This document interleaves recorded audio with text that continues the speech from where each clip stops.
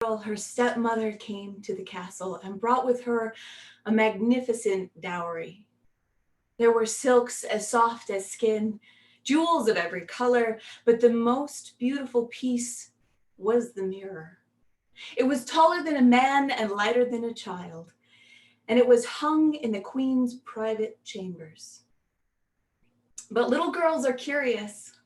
Little girls know that sometimes there are doors that don't latch all the way, and Snow White would creep up to those private chambers and look through that crack in the door. And there she watched as her stepmother would take off every stitch of clothing that she wore, except for a pearl necklace around her throat. She would turn this way and that way, looking at every inch of herself in the mirror. Mirror, mirror on the wall, who's the fairest of them all? One day she saw Snow White looking at her through that crack in the door, but she wasn't angry. She put on her robe. Snow White, come in, sit, I'll brush your hair. Snow White sat on the stool in front of the mirror, and her stepmother began to pull a brush through her long hair and look at the child in the mirror. Snow White, your hair is as black as ebony. And Snow White answered with the innocence of a child, my mother, she wished it so. Snow White, your skin is as white as snow. My mother, she wished it so. Snow White, your lips are as red as blood. My mother, she wished it so. Snow White grew from a child into a young woman, her cheeks thinning, her torso lengthening, her corsets becoming tighter. Whenever Snow White wished to leave the castle to step outdoors, a parasol was held over her so that her skin would stay white. She would follow that parasol, or the parasol would follow her throughout the garden, sometimes down into the meadows with the groundskeeper while she picked flowers. And every night, her stepmother would brush her long black hair, sometimes pulling it so tightly Snow White would wince, and her stepmother would lean forward and say, Snow White, beauty is pain. One day, Snow White followed her parasol out into the gardens, and the parasol was handed to a groundskeeper, and she wandered with that parasol out to pick flowers in the meadow till they came to the edge of the forest, and her parasol was handed to a huntsman. And she followed the shade of that parasol until the trees left dappled shadows on the ground, until they came to a part of the forest that was so thick and dark, there was no need for that parasol. Snow White turned and looked at the huntsman and saw that his hand was on his knife at his belt, and he was looking at her in a way that no one had looked at her before. And she began to cry, please, please, I will run away. I promise I will never tell anyone. Please just let me go.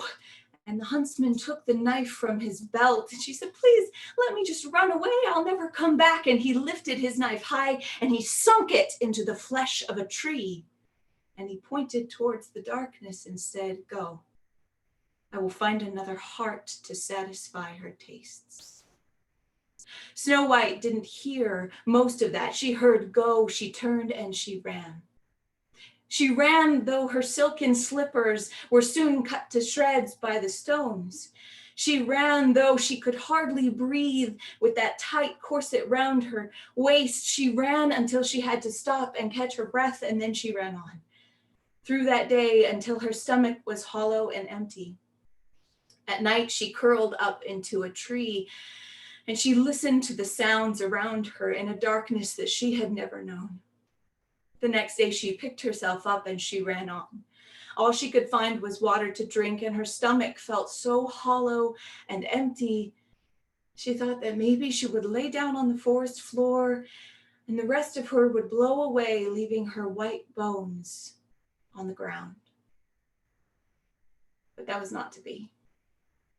When she felt she could almost go no further, she stepped out into a meadow, and across the meadow, you know what she saw. She saw a little cottage. She went to the cottage, and when no knock answered her, she went in and she found bread and she ate. And then she looked around and she saw 7 beds, 7 cups, 7 plates. She waited, trying to think of what she would say to the occupants of this house, but she had been traveling for so long. She finally fell asleep on the bed. It was the smell that woke her. It was unlike any smell she had ever imagined. It was the smell of somebody who was maybe unwashed, and she opened her eyes and saw beards. 7 very big beards. And in these beards, there were jewels woven into the threads of those beards. And there were all colors tinkling together like little chimes. And then there were 7 dwarves looking at her. She sat up. I'm Snow White. We know. Why are you here? I was running from the huntsman. He tried to kill me. Why did he try to kill you? I don't know. And one of them leaned forward. Who commands the huntsman? My father and my stepmother. That was all they needed to hear. They agreed that she could stay with them as long as she pulled her weight around there, and she was more than happy to do so. In the months that followed, Snow White learned many things. She learned how to boil a kettle. She learned that washing dishes over and over will leave your hands sore and dry and chapped. She learned that when you go into the sun, your skin, it burns. She learned how to dress herself. This was something she had never done before, and the ribbon for her corset, why, it was meant for princesses. It was meant to be used maybe once or twice, and kept breaking the more she used it until she was tying knots and it would not cinch properly. Even dwarves, when they left, they would look at her and they would say, Snow White, care for the house, let no one in. But even peddlers pass by a dwarf's house in the woods.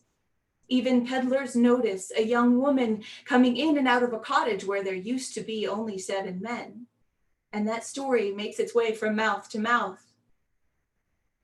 One day, Snow White was taking the water into the house when she saw a peddler coming up the road, and it was unlike any peddler she had ever seen. This person, she wore clothes that seemed to be mismatched, as if borrowed from many different people, and her face was so dirty. Snow White was not sure how anyone could keep their face that dirty, but the peddler smiled. Snow White had not seen many peddlers, so she thought maybe this was just another type, and she smiled back, and the peddler says, what a beautiful smile you have, child. Do you have anything you need? Snow White saw the ribbons on the peddler's pack, the sturdy ribbons that would lace a corset well. I have no money. Your smile is all I wanted to see. Let me help you. You can have one of these ribbons. And Snow White let the woman in. She felt the woman's fingers as they pulled out the old broken bits of ribbon. She felt the pull of that long, strong ribbon through the eyelets of her corset. She heard the woman's voice, now breathe out, and it was so tight. Please, that's too tight. It's too tight. And then she heard that voice, Snow White, beauty is pain. And without her breath, Snow White began to fall into darkness. She began to fall and the floor caught her. She heard the peddler leave as her breath became more and more shallow. She began to fall and drift into that sweet slumber. But then there were voices, rough voices, the voices of her friends. They shook her, and then there was a snap and she could breathe. And when she could sit up again and tie that broken ribbon, she told them everything that had happened, and the dwarves shook their heads, the jewels in their beards sounding like chimes. A year came and went. Snow White learned how to care for goats. You see, they brought a few goats that were somebody staying at the house, and Snow White learned that goats have a particular smell to them, and they will eat almost anything that they can get a hold of. Snow White learned how to turn the billy goat by his horns. She learned how to milk and the pleasure of carrying a warm pail of milk. She learned to pull her hair back into a ponytail, though she did not know how to plait her hair. She had never braided it by herself. She learned to stay out of sight of the road. But dwarves have visitors, merchants, jewelers who come to see the things that they pull from the earth. And it only takes one merchant to notice a young woman sitting quietly in the corner of a little house. And the story made its way from mouth to mouth and into the world. Snow White was in the house when she heard the knock at the door. She wasn't sure about opening, but then she heard a voice. "Please, I'm the wife of a merchant who came to visit yesterday. I'd like to speak to the dwarves." Snow White didn't want to offend a customer of the dwarves who were so kindly caring for her, and she opened it, and there was a woman dressed in black, a thick veil over her face. "Please forgive my appearance, child. I have a scar on my face and I wouldn't want to alarm you. May I come in?" Snow White invited her in, made her tea, and as they sat, Snow White realized how pleasant it was to speak to another woman. It had been a year.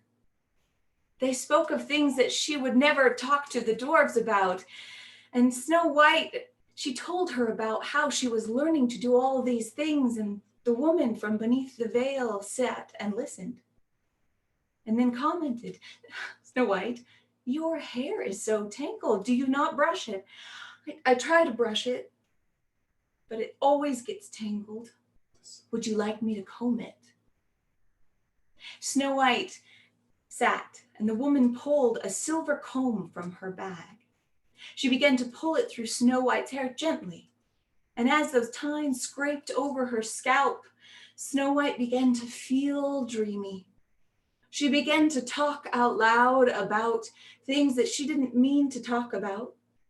She began to talk about that peddler who had tied her corset so tight.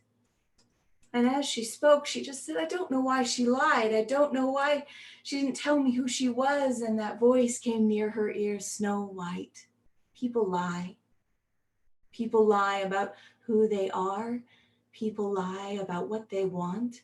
People lie about the taste and the size of a child's heart. People lie about how long they can last when they're punished."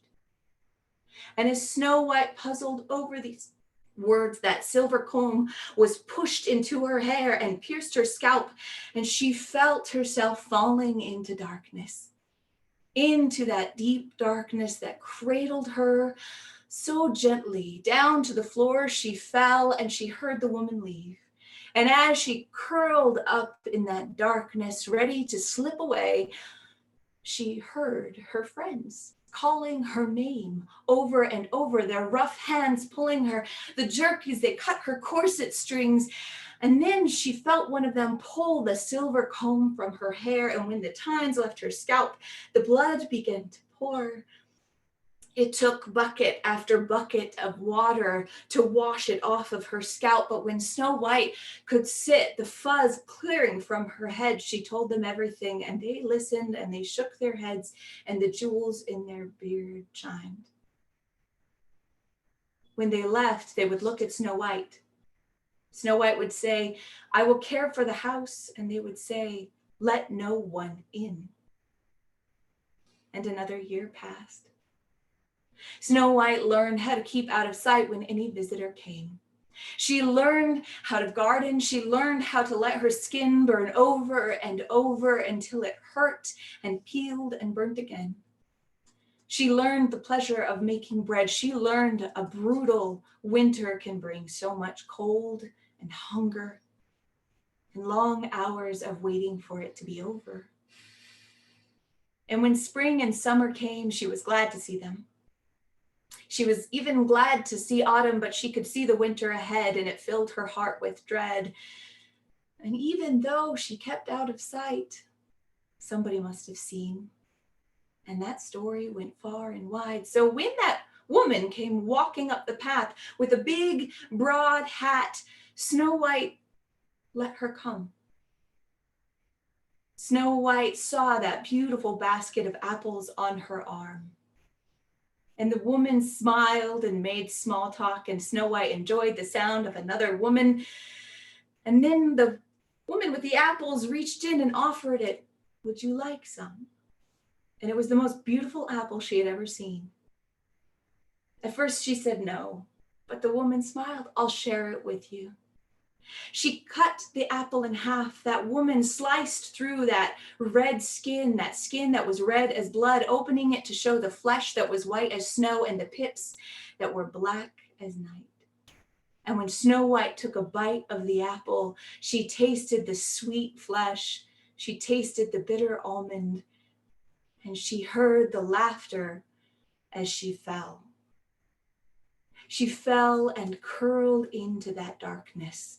But the darkness this time had a floor. She fell, she could feel the floor beneath her. She could feel that she couldn't move or open her eyes, but she could hear the wind rummaging through the trees. She could hear the sound of her friends returning. She could hear their cries, her name over and over. She felt them cut her corset. She felt them rummage through her hair with their rough fingers. But she couldn't answer. She couldn't open her eyes. She thought maybe it had started to rain. There was moisture falling on her cheeks as they leaned over her. And then there was the sound of a hunting horn.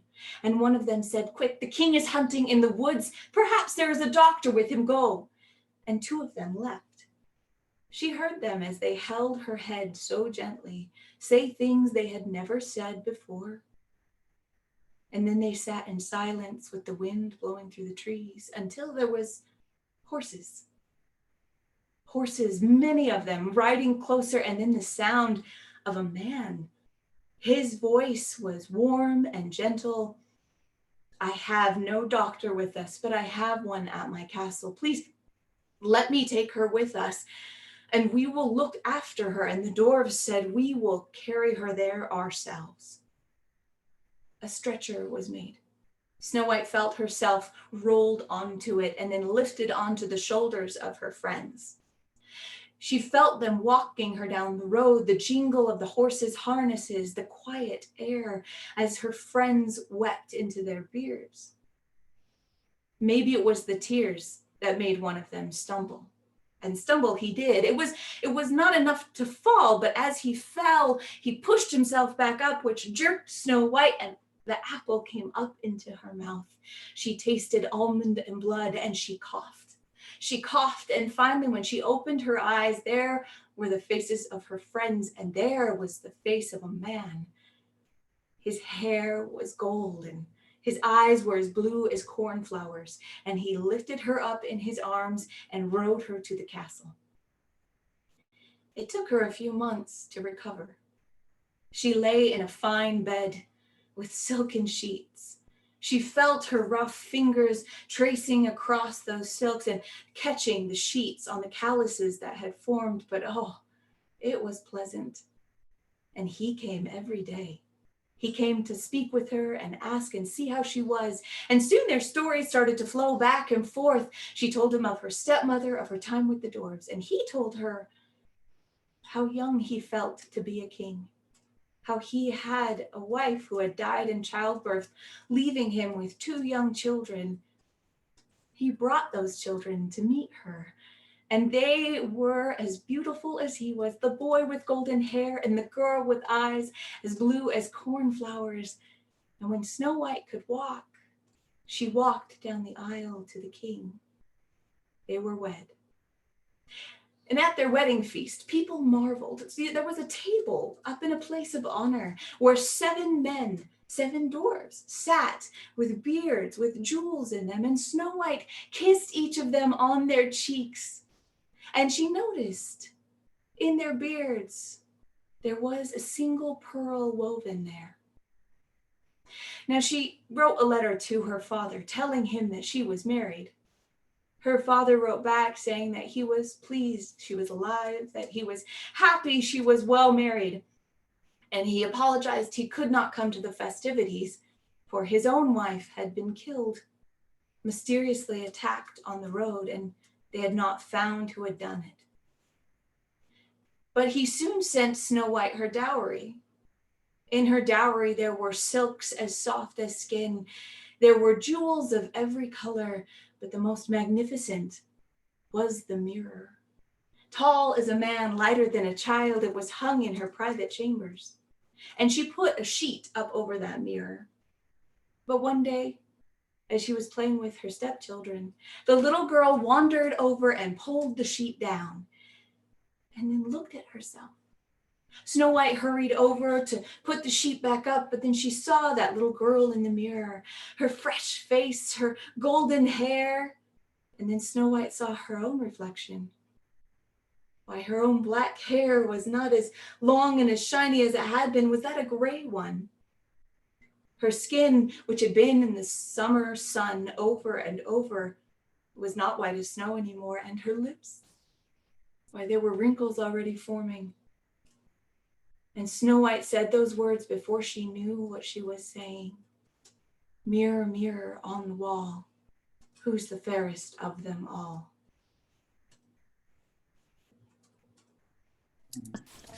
Oh,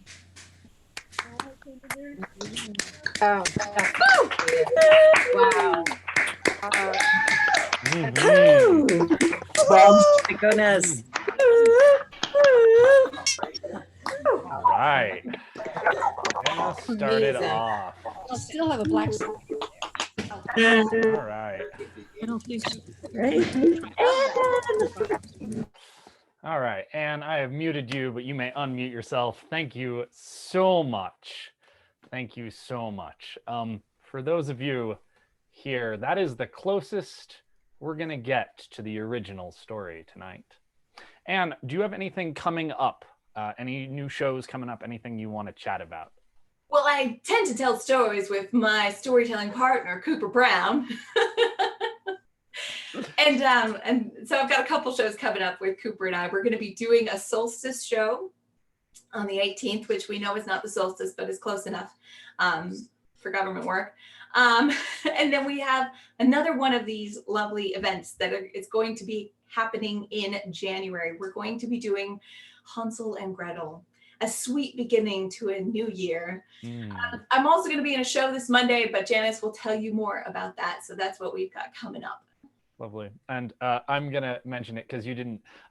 Anne hosts an amazing podcast that if you like this kind of story, folk tales, fairy tales, fables, the Story podcast is a stunning podcast. It's incredible. I think there are people in the audience today that first learned about Anne via that podcast. So it's a really great place to get started. So from the traditional, we're going to move. I already introduced Laura Packer before, but I'll introduce her again.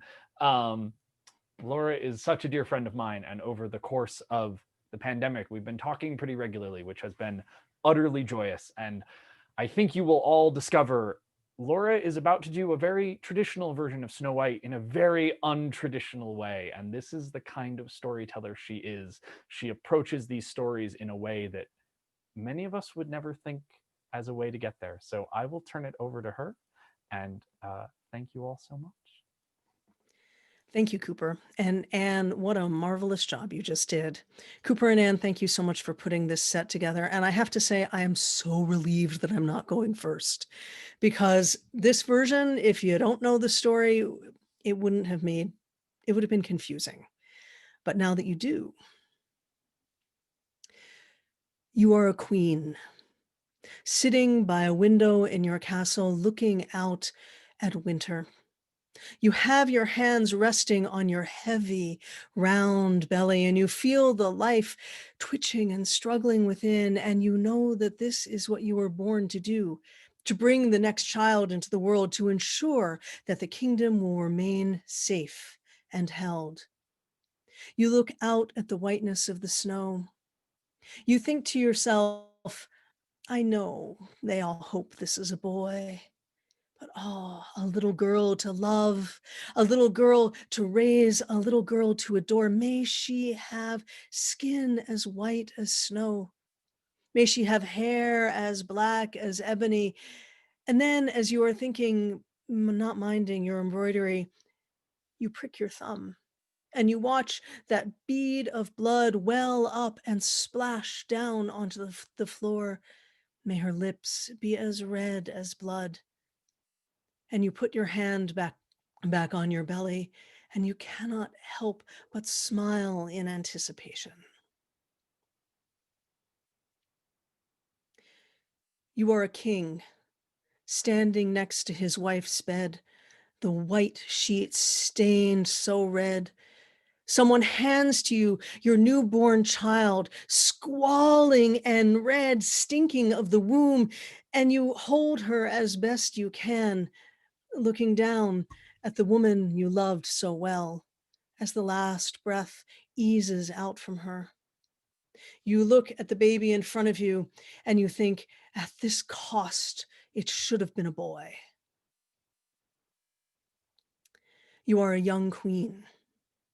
You sit in your room and watch your stepdaughter run around wearing all of your scarves and your silks, and you laugh with delight.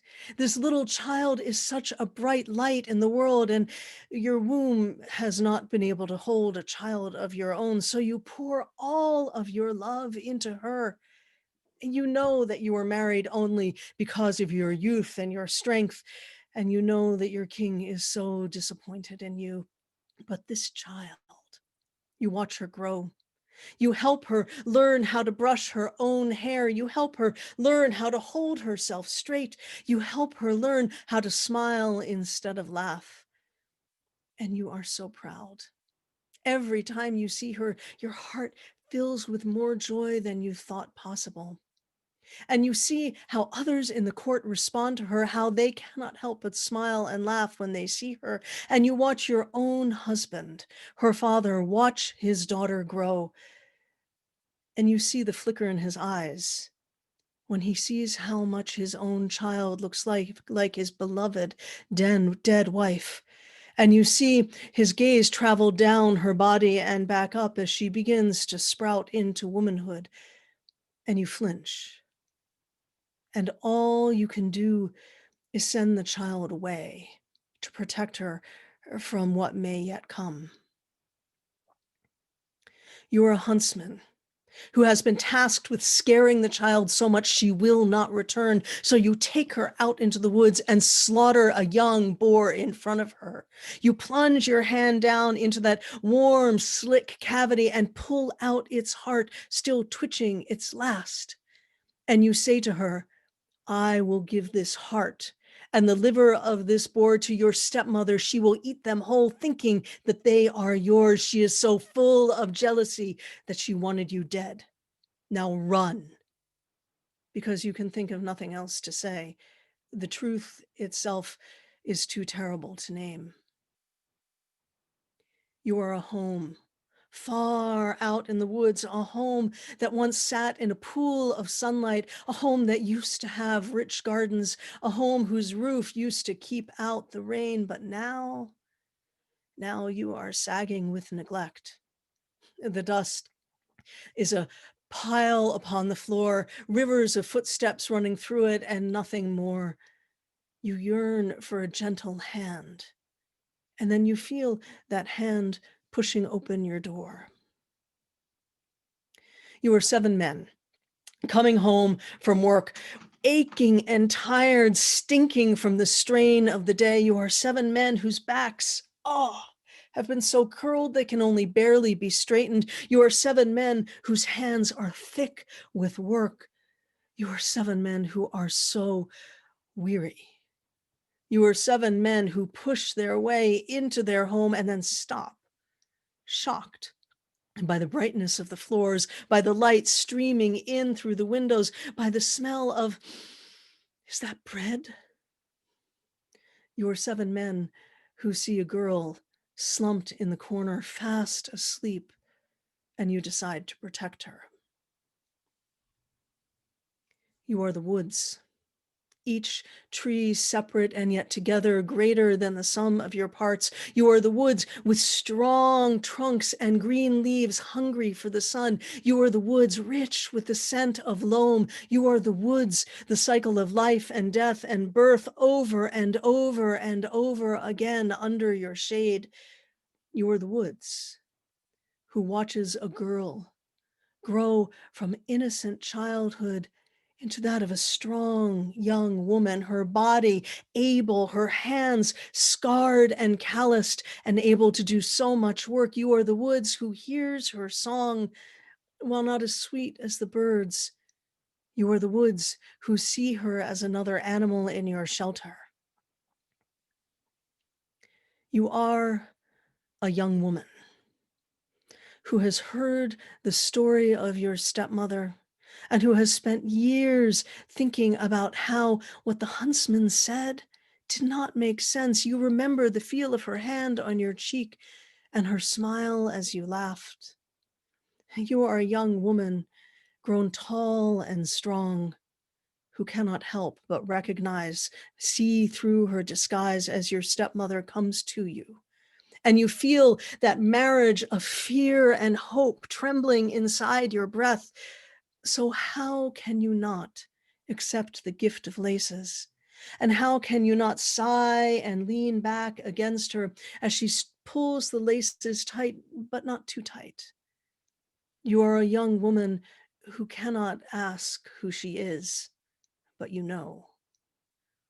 And when you hear the men coming home, you are a young woman who knows that they will chastise you. They will be so angry in their fear that you let someone in the house that you, not thinking, lie down on the floor and pretend to be in a swoon.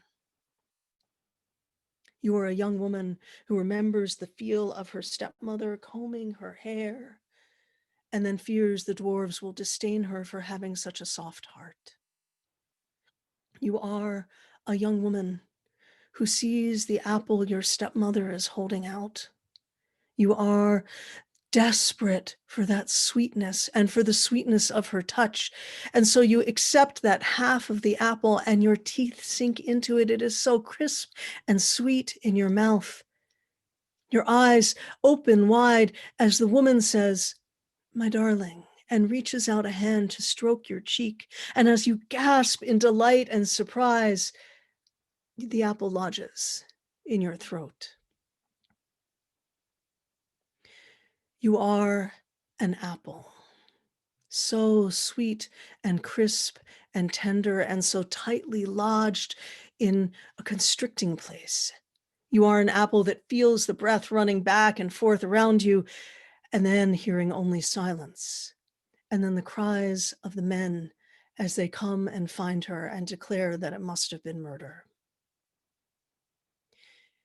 You are the silence that surrounds a glass coffin made of glass and gold, broken only by the sounds of mourning and grief. You are a servant, out with your prince as he explores the woods, as he goes hunting, as he does time and time again, and you are tired and you are hungry and you know that you must not let it show. You are a servant who watches the expression on your prince's face as he leans over the glass coffin, and you think you have never seen anything as beautiful as the beauty reflected in his eyes.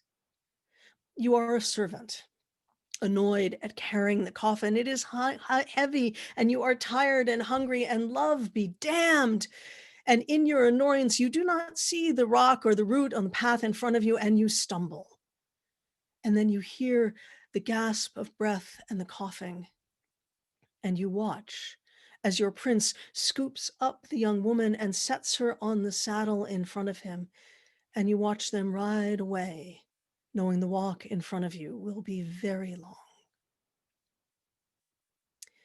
You are the church bells, high up in your tower, gazing out over the world, seeing the palace and the city and the woods and everything beyond, and you have been there for so long. Your peal begins to ring out across the palace and the city and the world itself, celebrating the marriage of the prince and the beautiful woman found in the woods, and your peals are so loud, but they are not loud enough to drown out the laughter and the celebration and the toast from the king who came from so far, toasting his daughter and her husband.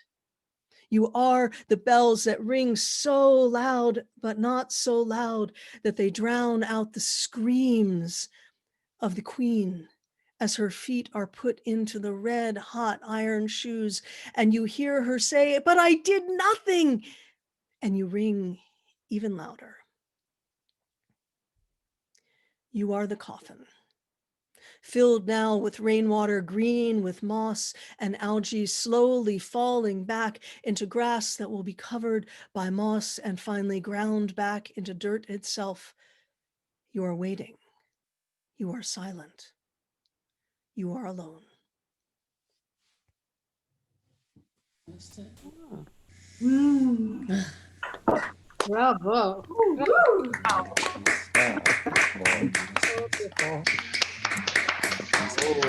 Pure poetry. Oh. Oh my goodness.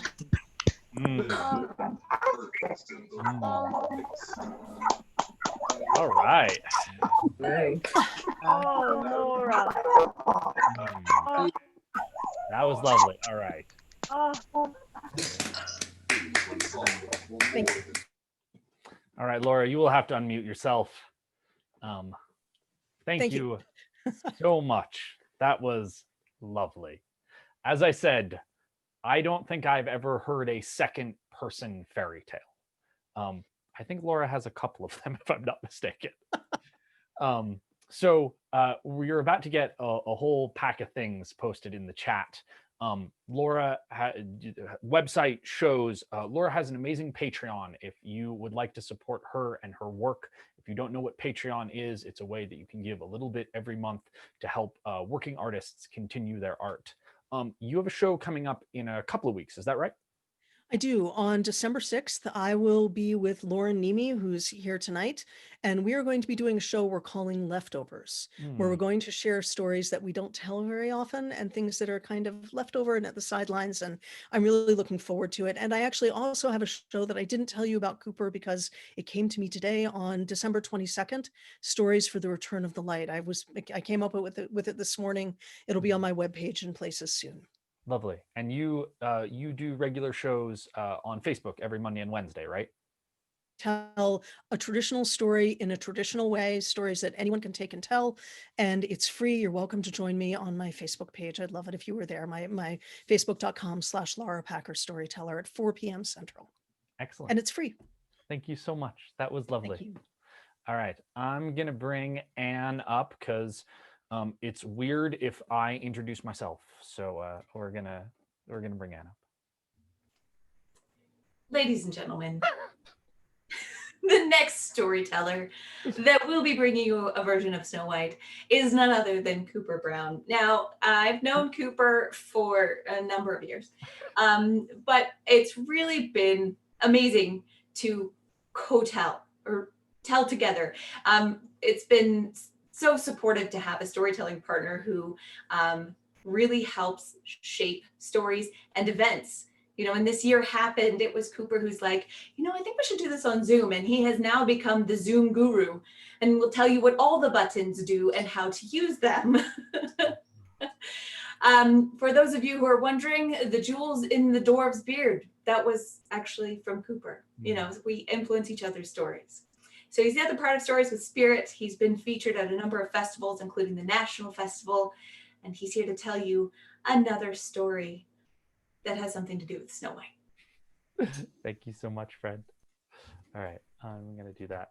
This, that version of Snow White that Anne tells is one of those stories that I feel like I'm a little bit of a midwife with. We worked through that story a lot, and I love that the beard, jewels in the beard has stayed. So we're going to move from fairy tale land now. We're going to come to Anne and I's state of Colorado. This story came out of a event we did a couple of years ago in which we were playing with traditional stories, and I decided that I wanted to do an homage to a fairy here in Colorado who I'm going to get to tell you about. It was 1862, in August, when Mr. White and his family stepped down off the stagecoach into Caribou, Colorado. Now, Mr. White was a prosperous rancher from outside Denver, and at the suggestion of his banker, had begun to invest heavily in the new mines in Caribou. And oh, the dividends of silver they were paying out. And he decided that August to take the long, bone-jarring stagecoach ride up and up and up into the mountains to see the silver being lifted out of the ground for himself. With him was his daughter, Susan, a young woman of 20, burned brown from her time on the ranch, and his new wife, Mrs. White, a widow from out east who had caught his eye as she came through Denver. She was not 10 years Susan's senior. Her skin was as pale as her new name, her hair long and dark, and, well, let us say that the two women, they were not on speaking terms. That stagecoach ride had been silent and bone-shaking. Up and up and up they went, but all were happy to step down onto solid ground on what might have been the top of the world. That western wind, it cut across that ridge just at tree line, and there in the higher peaks there was snow even in August. What passed for a town surrounded them, little shacks, men in dirty overalls staring at the two women. And down the main road, the only road really in the town, came the mine manager in a top hat and a frock coat. He shook Mr. White's hand. "Welcome, sir, welcome. And you ladies, don't mind those fellas. They haven't seen city women in a long time, let me tell you that. Right this way." He began to lead them up the street towards the mine workings. It was really the only place to go in town. As they did, Mr. White looked around. Sir, I thought you were digging with Chinese fellows here. All these men here, they all look blonde and white." "You'd think we'd dig with Chinese. It's what everyone else digs with. But these fellas, they're from Cornwall, Cornish fellas. They call them Cousin Jacks, for every one of them's got a cousin or an uncle or a brother or a nephew named Jack, who would all be happy to come over and dig for you if you were to pay his boat fare and his train ticket from out east. But they're worth it. For these fellas, they can bring silver up out of the ground like you would not believe, though they're a strange, heathen sort of folk. Why, you ladies, you look right there." And they followed the line of his finger, and there, in a nook by the opening of the mine, stood a little statue, carved of wood, they thought. It looked like a wizened old man leaning on a miner's pickaxe. They call that a Tommy knocker. They say they're little fairy folk that came over with them on the boats. If you read them sort of books, brownies or elves or that sort of thing. An immigrant fairy, though. They come over on the boats, though no one's seen one. For they say that if you see one, it's a premonition of death. Why, if you're down there in the mine and you see one of them little fellas, it means the whole mine's going to come crashing down on top of you. And they say they're tricksters. They'll blow out your candle in the dark. They'll steal your pickaxe or your lunch. But if you're good to them, if you put your pennies or your half dimes there in front of the statue, maybe a shot of liquor, a little food, they say that one day you'll be down there in the mine and there'll be a tap, tap, tap, tap, tap echoing up from somewhere deep down, and you follow it down, down, down there, and you'll find the richest veins of silver you ever did see. Now, I can't say if it's true, but these fellas are bringing up the silver like maybe they have a little help. As the mine manager and her family made their way off towards the smelting and the workings, Susan stopped. Before that little statue, she saw it was carved and polished with care. A wizened old man leaning on a pickaxe, and before it were nickels and half dimes, a shot of whiskey, bits of food. And without quite knowing why, she reached into the pocket of her own jacket and set a $50, a silver $50, there before the statue, and turned to catch up with her family. That night at dinner, the manager explained about the workings of the mine, of the paying of the dividends, how the ore was brought up and crushed and smelted. And her father, he listened intently, though he rubbed his head, and finally he begged off with a headache. He lay down that night, but he did not awaken in the morning. The doctors would later say that it was a heart attack brought on by the altitude, though Susan was never sure. The next 3 days passed in a whirl, riders and telegrams back and forth to Denver. Susan stayed in her room in what passed for a hotel there in Caribou, but it was that third night when there came a knock on her door. She opened it to see her stepmother standing there, dressed. "Susan, I cannot sleep, and I suspect you have not been able to either. Would you walk with me?" Susan dressed herself, put on her coat, and followed her stepmother down the stairs, out onto the main road, up towards the mine workings. There was nowhere else to go. The moon, it illuminated the road before them, and her stepmother's words. "Susan, you know, you're a very wealthy woman now. I have heard back from Denver just today that my husband, my late husband, we had been married so little time that he was unable to change his will. You will inherit the mine workings here, the ranch in Denver, and his sizable bank accounts. You're a very wealthy woman, Susan, if you can live to keep it." Susan turned. Her stepmother had disappeared somewhere there in the shadows on the road. She thought she saw a figure there at the front of the mine, a shadow against the deeper darkness. As she drew forward, it resolved itself into a man, the moonlight glinting on the knife, heavy set in stained overalls. She could smell the whiskey on his breath at 20 paces. "Girl, what you gone to do to piss off a fine woman like that? Why, she told me I should dig out your heart and bring it her, though she said I could do what I liked with you beforehand or after. That's a mighty angry woman, girl." Susan drew out the derringer her father had given her so many years before, leveling it at the man. "What's a little girl like you gonna do with a gun like that?"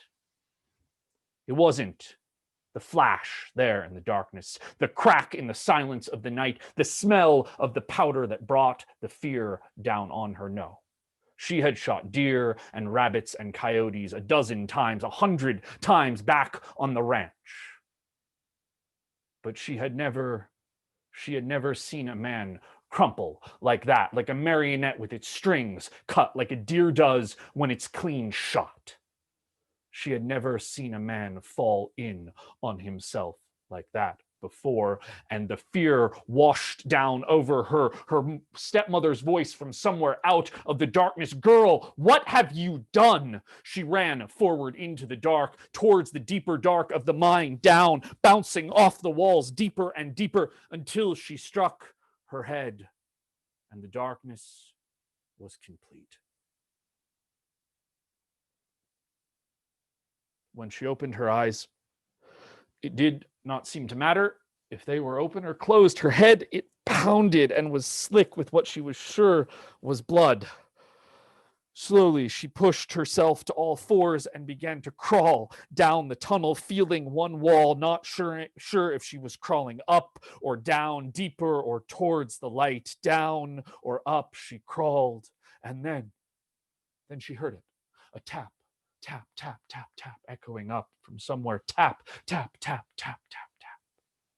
She tried to follow the sound. She tried to guide herself by a tap, tap, tap, tap, tap through the darkness, and she came around a corner there, somewhere up ahead. She could not tell how far. A light, it swirled back and forth and finally resolved itself.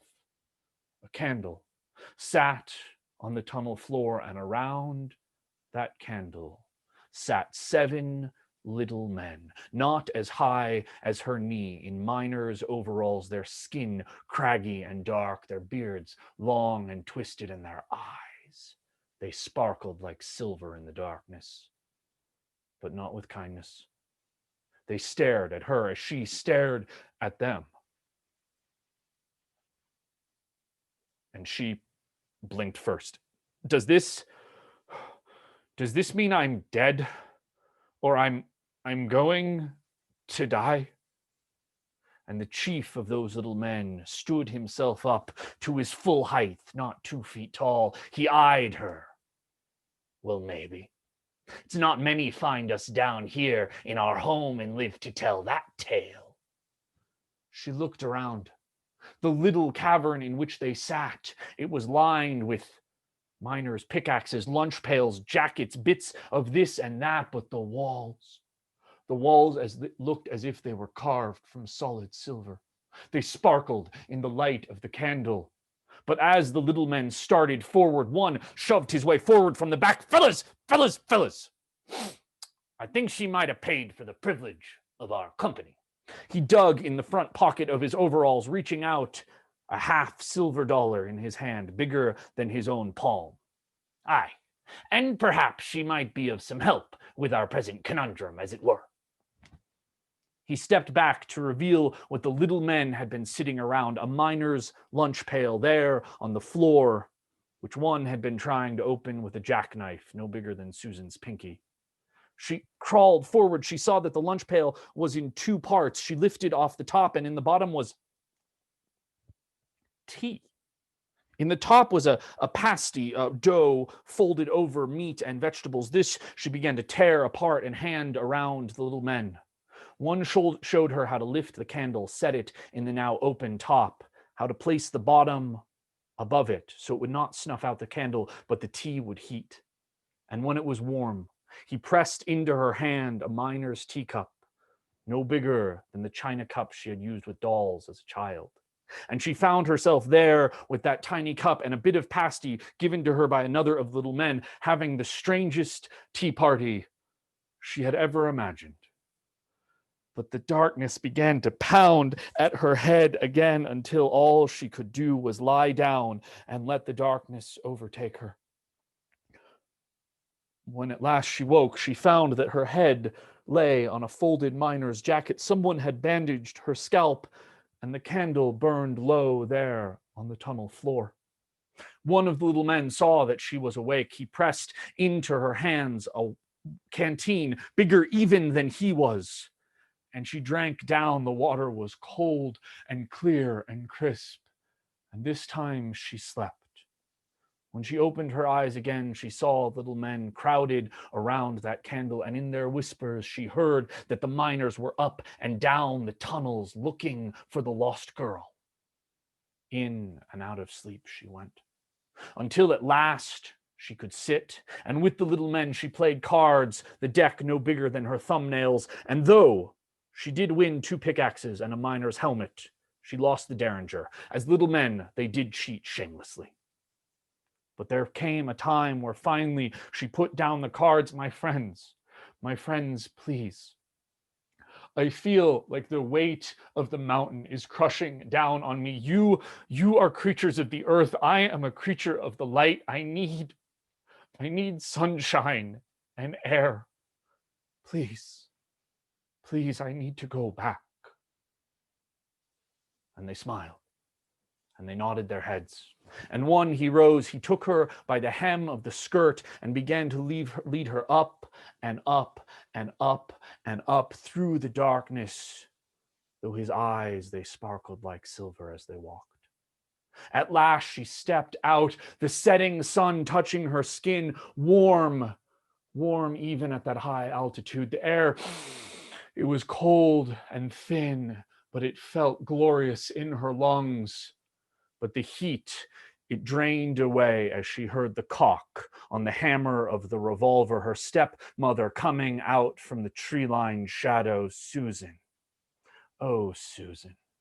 They'll tell you that I have waited here for 7 days, that I have asked every miner in or out of this vile hole in the ground if there was any sight of you. And it will be so sad that you are never found.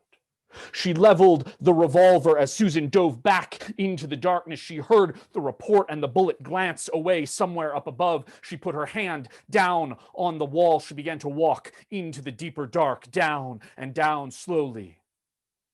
And it was the flicker of lantern light that caught her first. Her stepmother's words following after. Girl, don't die tired, Susan. Come out and face me. She saw the glint on the handle of the revolver, the report, the flash there in the darkness, the bullet glancing up above, and she began to run down and down and down into the dark. But she felt a tug. She felt a rapid tug on her skirt, and she stopped.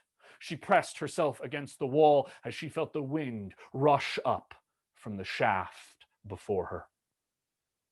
And then she heard it. A tap, tap, tap, tap, tap, tap, tap, tap, tap, tap, tap. Girl, what is this game? Susan, come out. Tap, tap, tap, tap, tap, tap. And then a shriek. She heard the pan fire 4 times, the echo ring through those halls, and then the hammer falling on empty cylinders as the screams began. They went on and on and on and on, echoing through those tunnels, and then one long wail.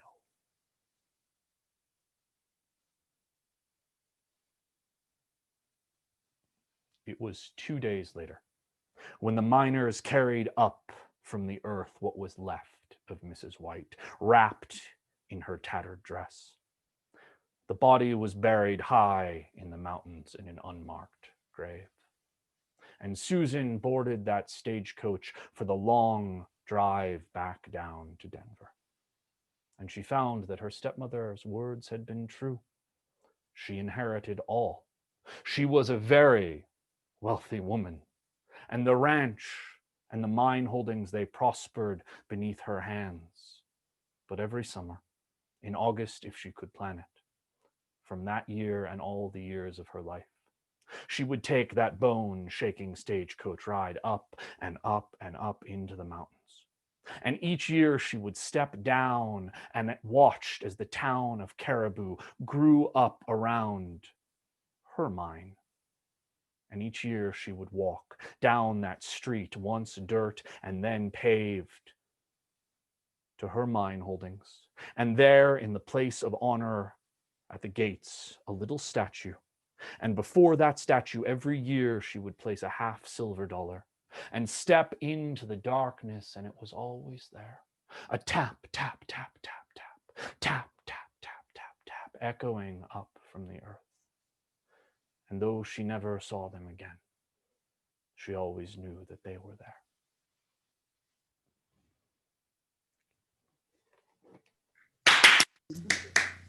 Oh,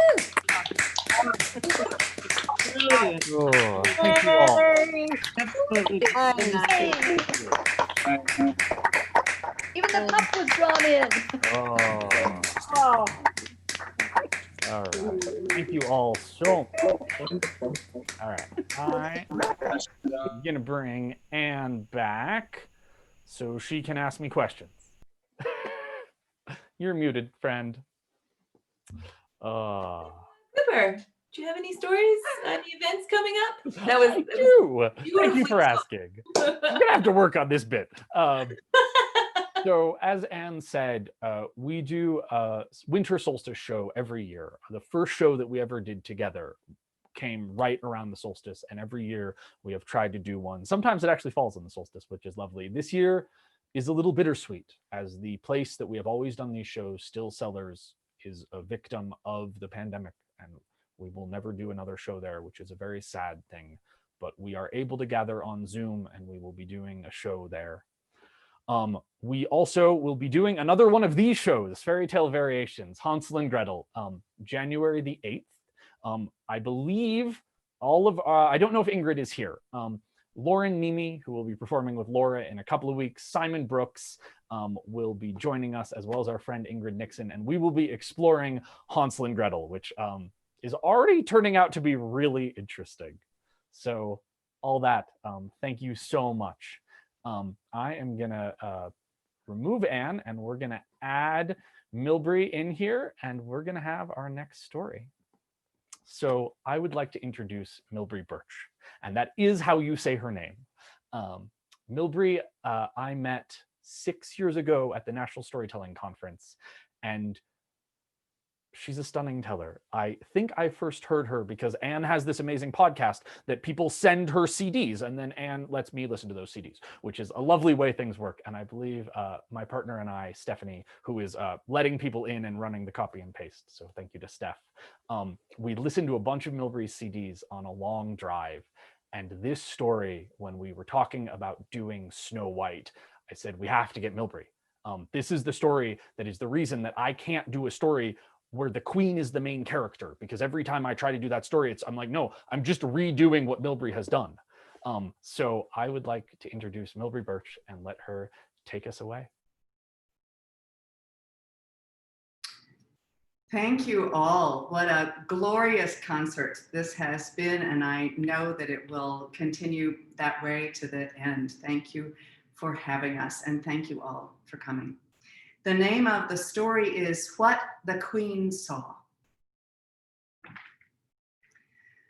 The castle was full of stories of the king's first wife, whispered by the ladies' maids, how she had hardly been a woman in her turn, how she had prayed God for a daughter to set among her playthings, how she had chanted a little song over her embroidery frame by the window, calling for a child with hair as black as ebony and skin as white as snowfall, adding a verse about lips as red as blood when she pricked her finger on the needle.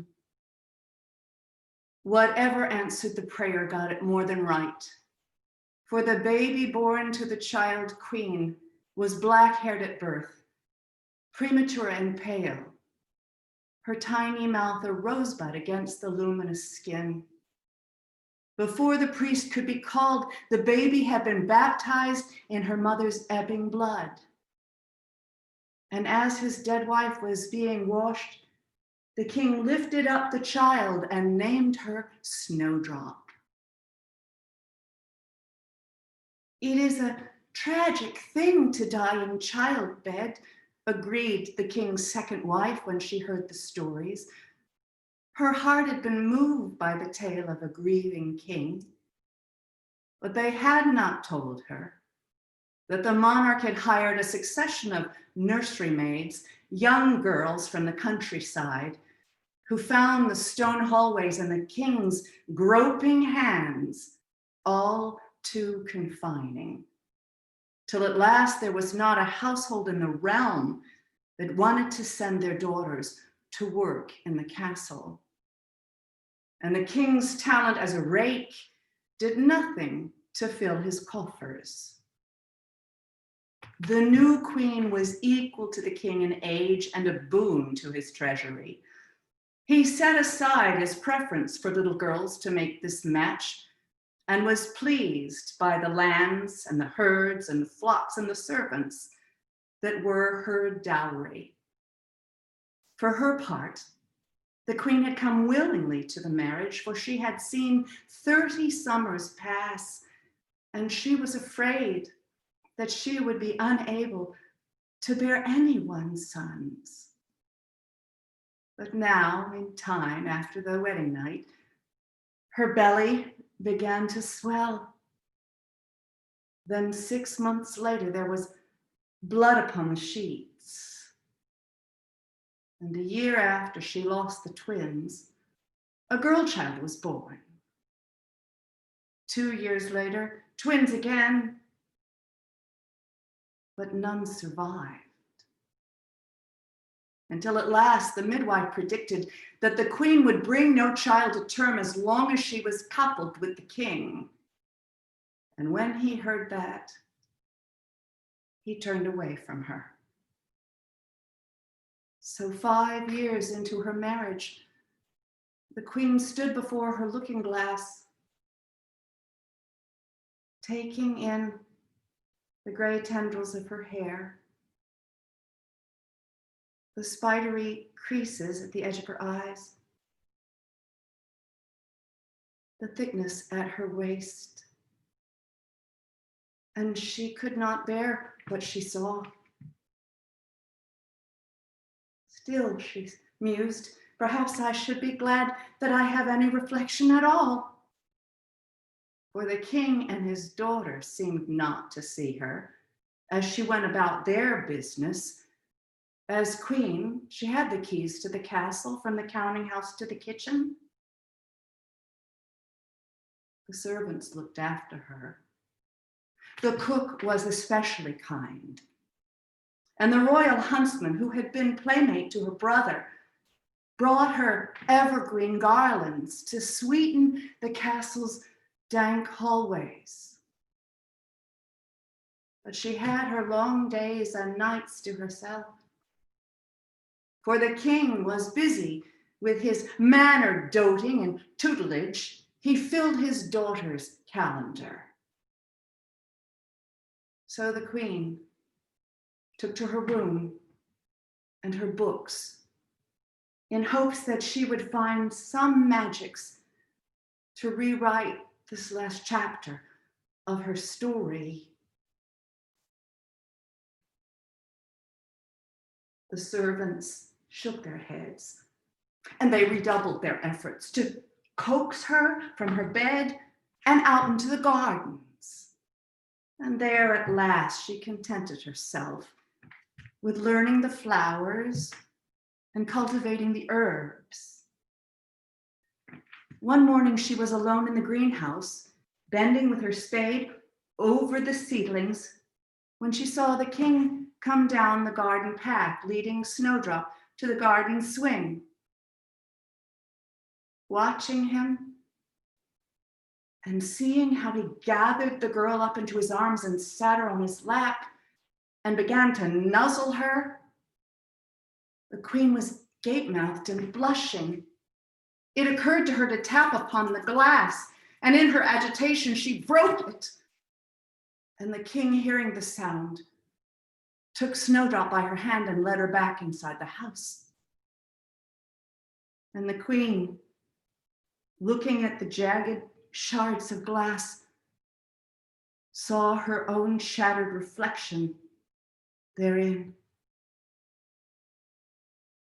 It was after that she began to take long walks in the woods, searching for ferns and other cuttings too dangerous to grow in a greenhouse. Her escort on these walks was the royal huntsman. And as they pulled the berries from the bushes or plucked the mushrooms from the path, she spilled her heart's dark contents into his willing ear.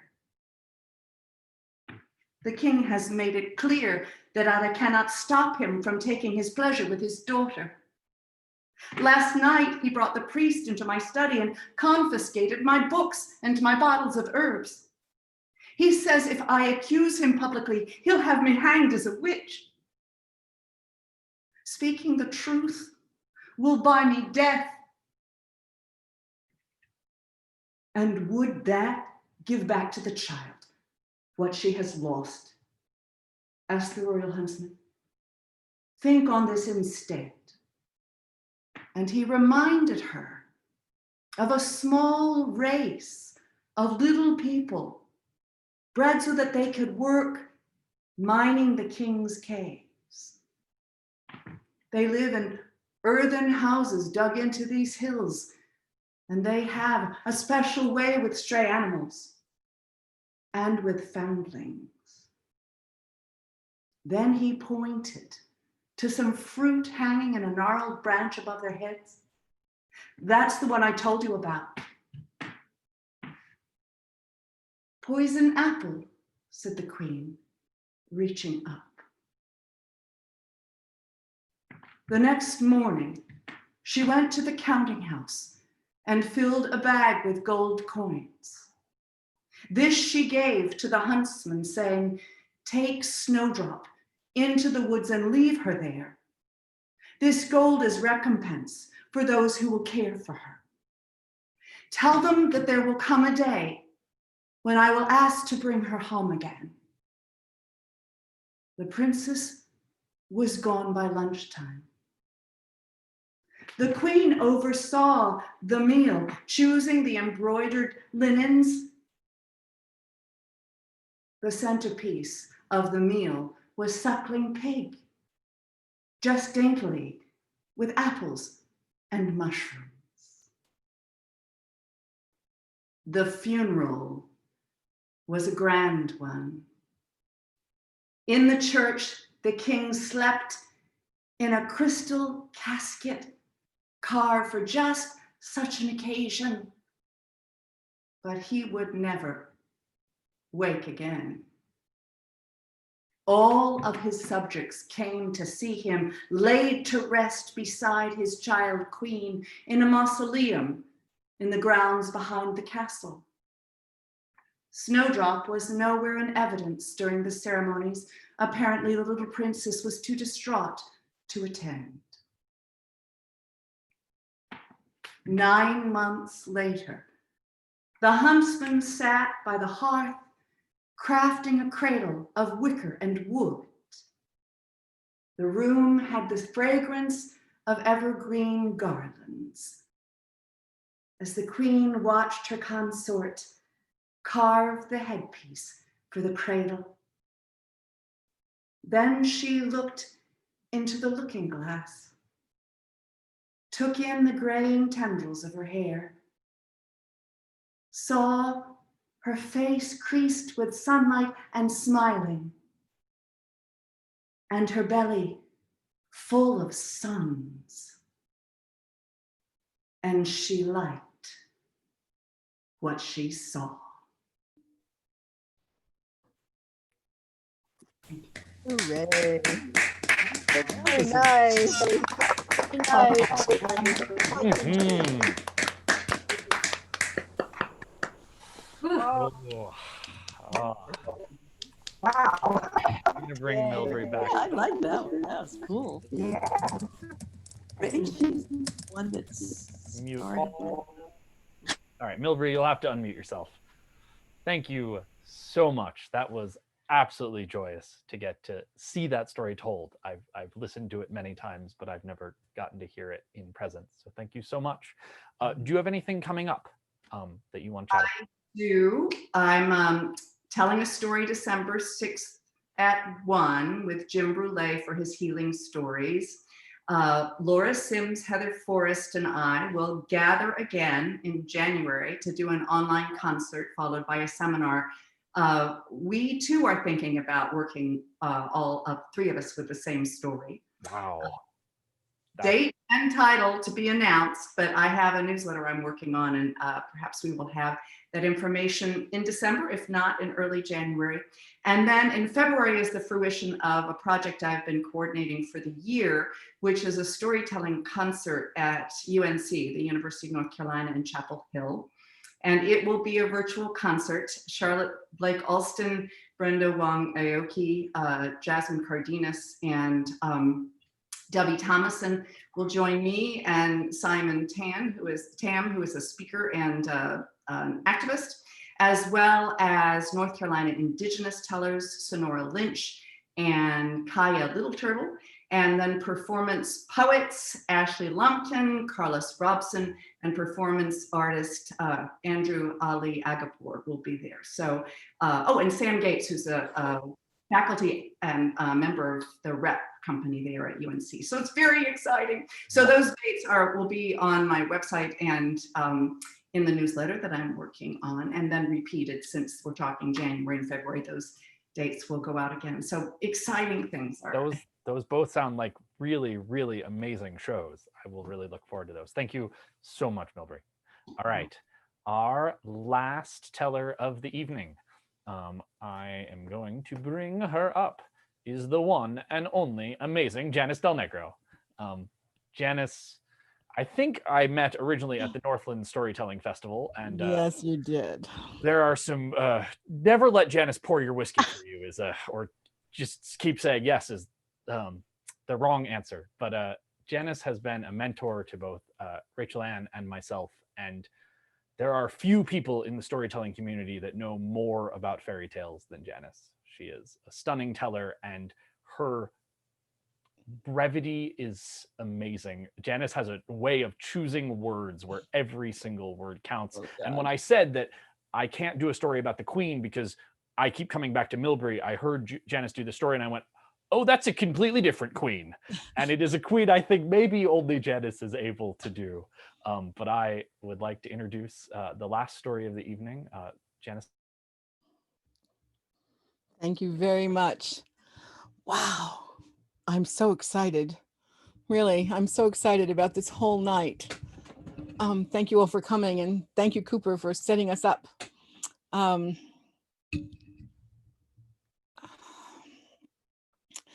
once trapped a demon under a jar, but that was nothing compared to that brat of a stepdaughter. Snow White could freeze an unwary adult at 20 paces with one teenage girl look of cold disdain. She was a royal pain in the royal fanny, whining to her father and tossing attitude around like confetti every 5 minutes. I put a stop to that.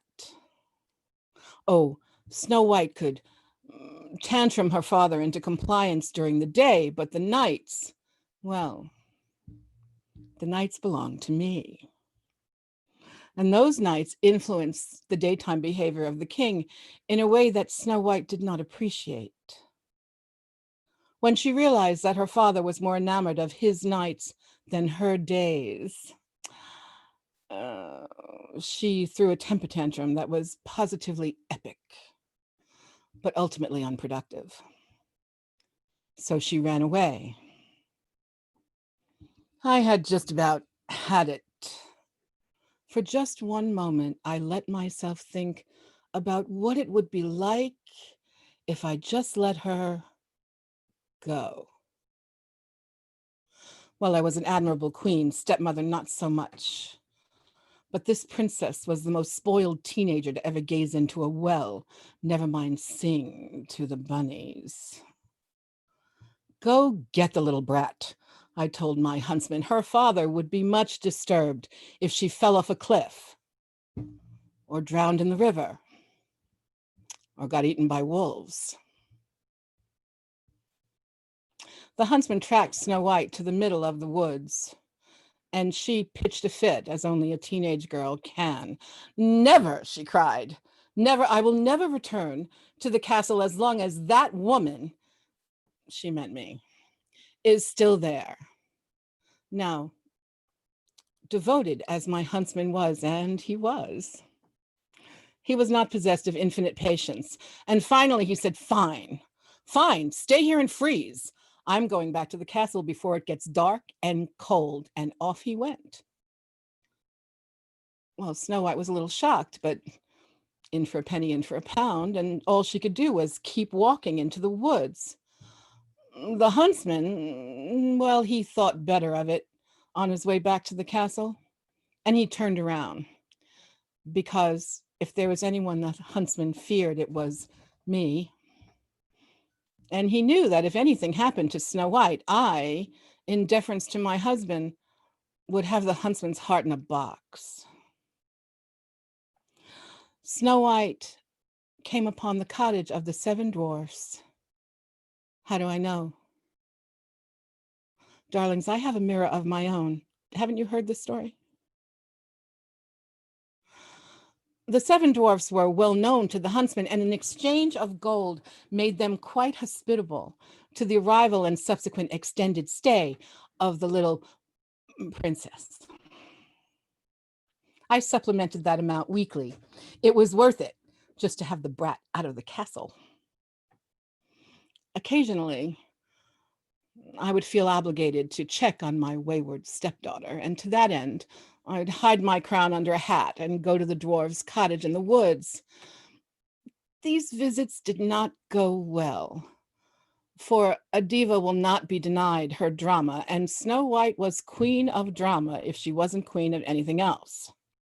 Of course, this attitude meant that she spent a lot of time alone, with only her mirror for company.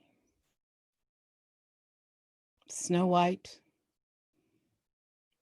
she bought into the idea of suffering for beauty in ways that are best left behind. from lacing her corset so tight she could not breathe, to combing her head bloody, trying to arrange her hair. As for a healthy lifestyle, please. She even had problems with fruit. Look at this, she said, waving a half-eaten apple in the air. Look at this. That woman, she meant me, is trying to poison me. She brought me rotten apples. I mean, really, if I was trying to poison her,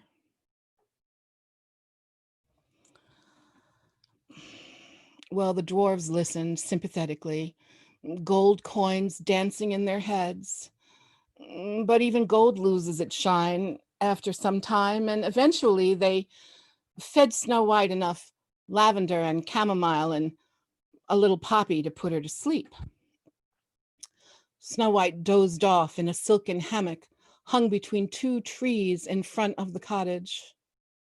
She did not stir when the prince rode out of the woods. The prince. Oh, yes. The prince of a neighboring kingdom, well, he was just looking for a date, but it had to be the right date. You know, lips as red as blood, hair as dark as ebony, you know the drill. And to that end, he was traveling to all the eligible princesses within riding distance. And when he came to our castle, the princess was out. But I wasn't. Looking for a princess, are you? I asked. Yes, indeed, your majesty, said the prince, thinking that perhaps he should date up, queens instead of princesses. Oh, don't look at me like that. I didn't have anything to do with it.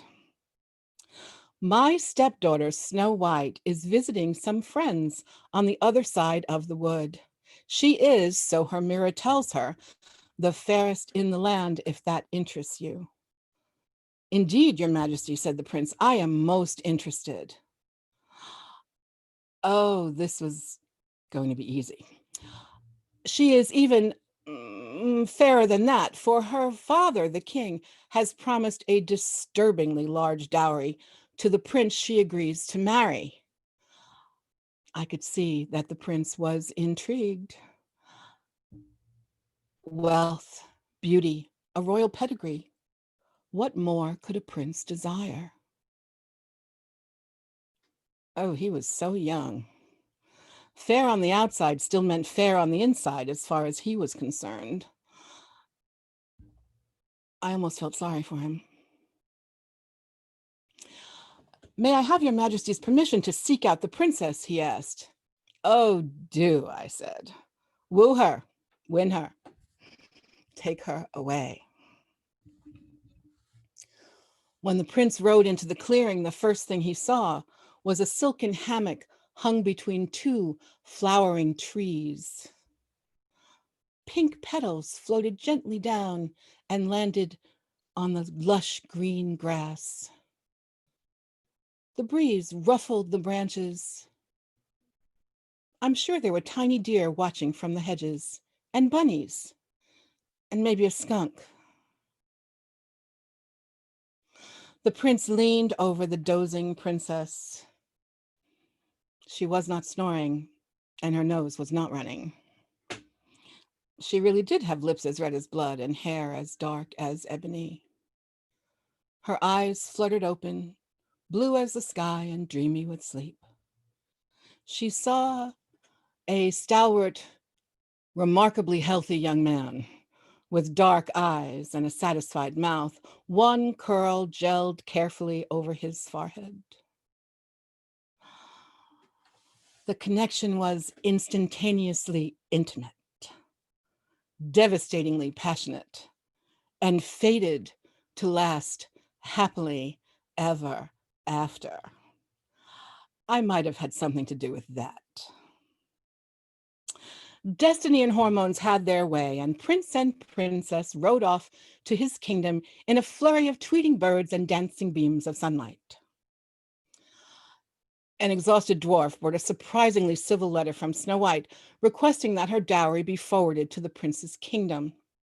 Wagons full of jewels and gold and household goods were sent off with great rejoicing. Finally, in a palace that was soon to be her own, Snow White turned her gimlet glance toward wedding preparations and made the lives of 12 wedding planners, 14 seamstresses, and 7 chefs so miserable that they sought alternative occupations. With the careless disregard of the eminently spoiled, Snow White, at long last, had everything her way. The wedding invitation her father and I received was on embossed linen, engraved and gilded within an inch of bad taste. That wedding, Snow White's wedding, would be the event of the season, any season. I was careful not to outshine the bride, but no one could say I was not formidable. I danced so long and so hard that my feet were on fire. I walked barefoot to the carriage, and I hung my burning feet out the window and dozed against my husband's kingly shoulder all the way home to a palace nest empty of drama. Now that's happily ever after.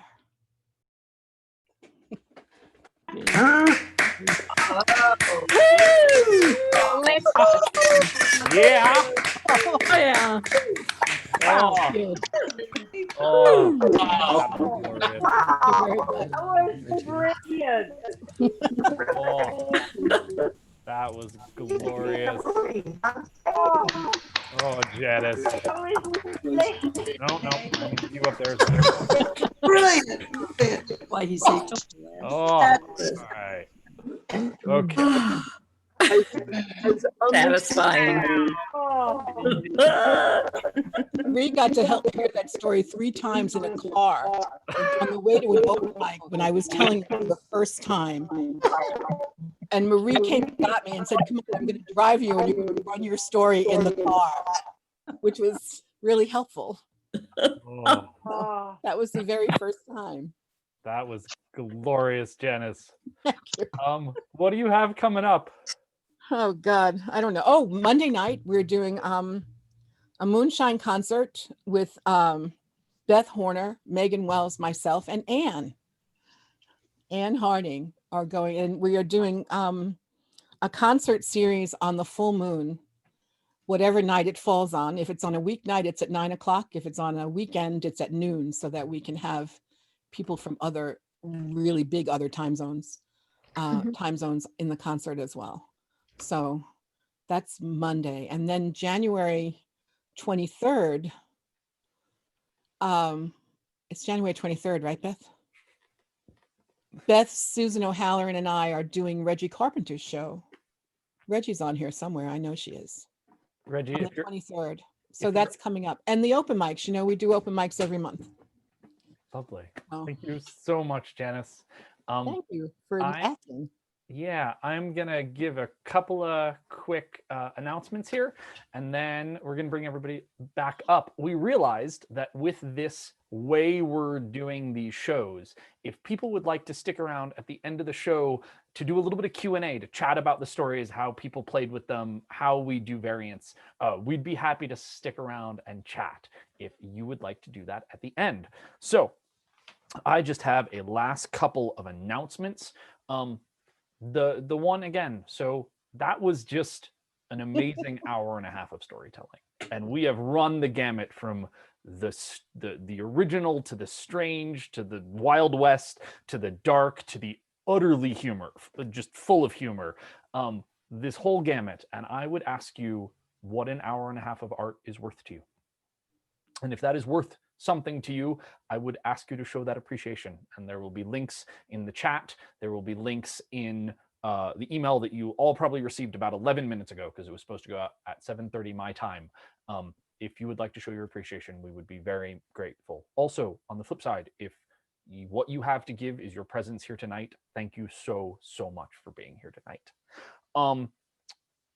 Steph's going to post a bunch of dates. As people shows, those are going to pop up And so I'm going to bring everybody back up again, and then I think we're going to chat some about stories. I'm going to make it so that people can actually unmute themselves. You're able to do that now.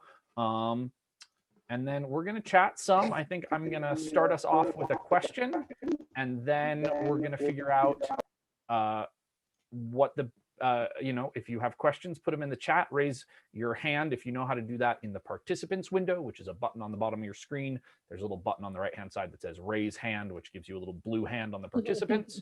Or you can literally just raise your actual hand. And Milbre, where are you? There you are. You may actually just raise your own hand in the gallery. So I think I would start the conversation out by saying this is a story that oftentimes seems to be about the queen. That is the character that many tellers, authors come back to as perhaps the most interesting character in the story. And so I just want to start there. I think Janice and Milbre are probably the first two to answer that, as their stories really revolved around the queen. But I'd love to hear what they had to say. And for those of you that do have to leave right now, again, we cannot do this without you all being an audience, right? There is no way to do this. Otherwise, we're just strange people talking to our computers in our rooms at home. And that's, that's odd. So thank you all for being our audience here tonight. If you can stay and chat with us. If not, we'll see you next time. So Misty is raising her hand in the chat. Great. Misty. If you would like to unmute yourself and ask a question, you are welcome to. Hi. Wonderful, wonderful stories tonight. Everyone had their own brilliant take on it. My question is this. I always had difficulty connecting with this story. It's actually not a story I'm overly fond of, but all of you found a way to connect with it that I wouldn't have seen. Can you tell us a little bit of how you connected with this story to get to where your story ended up today? Who first? Milbre. I want to say that this was, for me, one of several attempts to redeem the witch in traditional fairy tales, which has been part of my life's work. So I've done a small piece about the witch and Hansel and Gretel.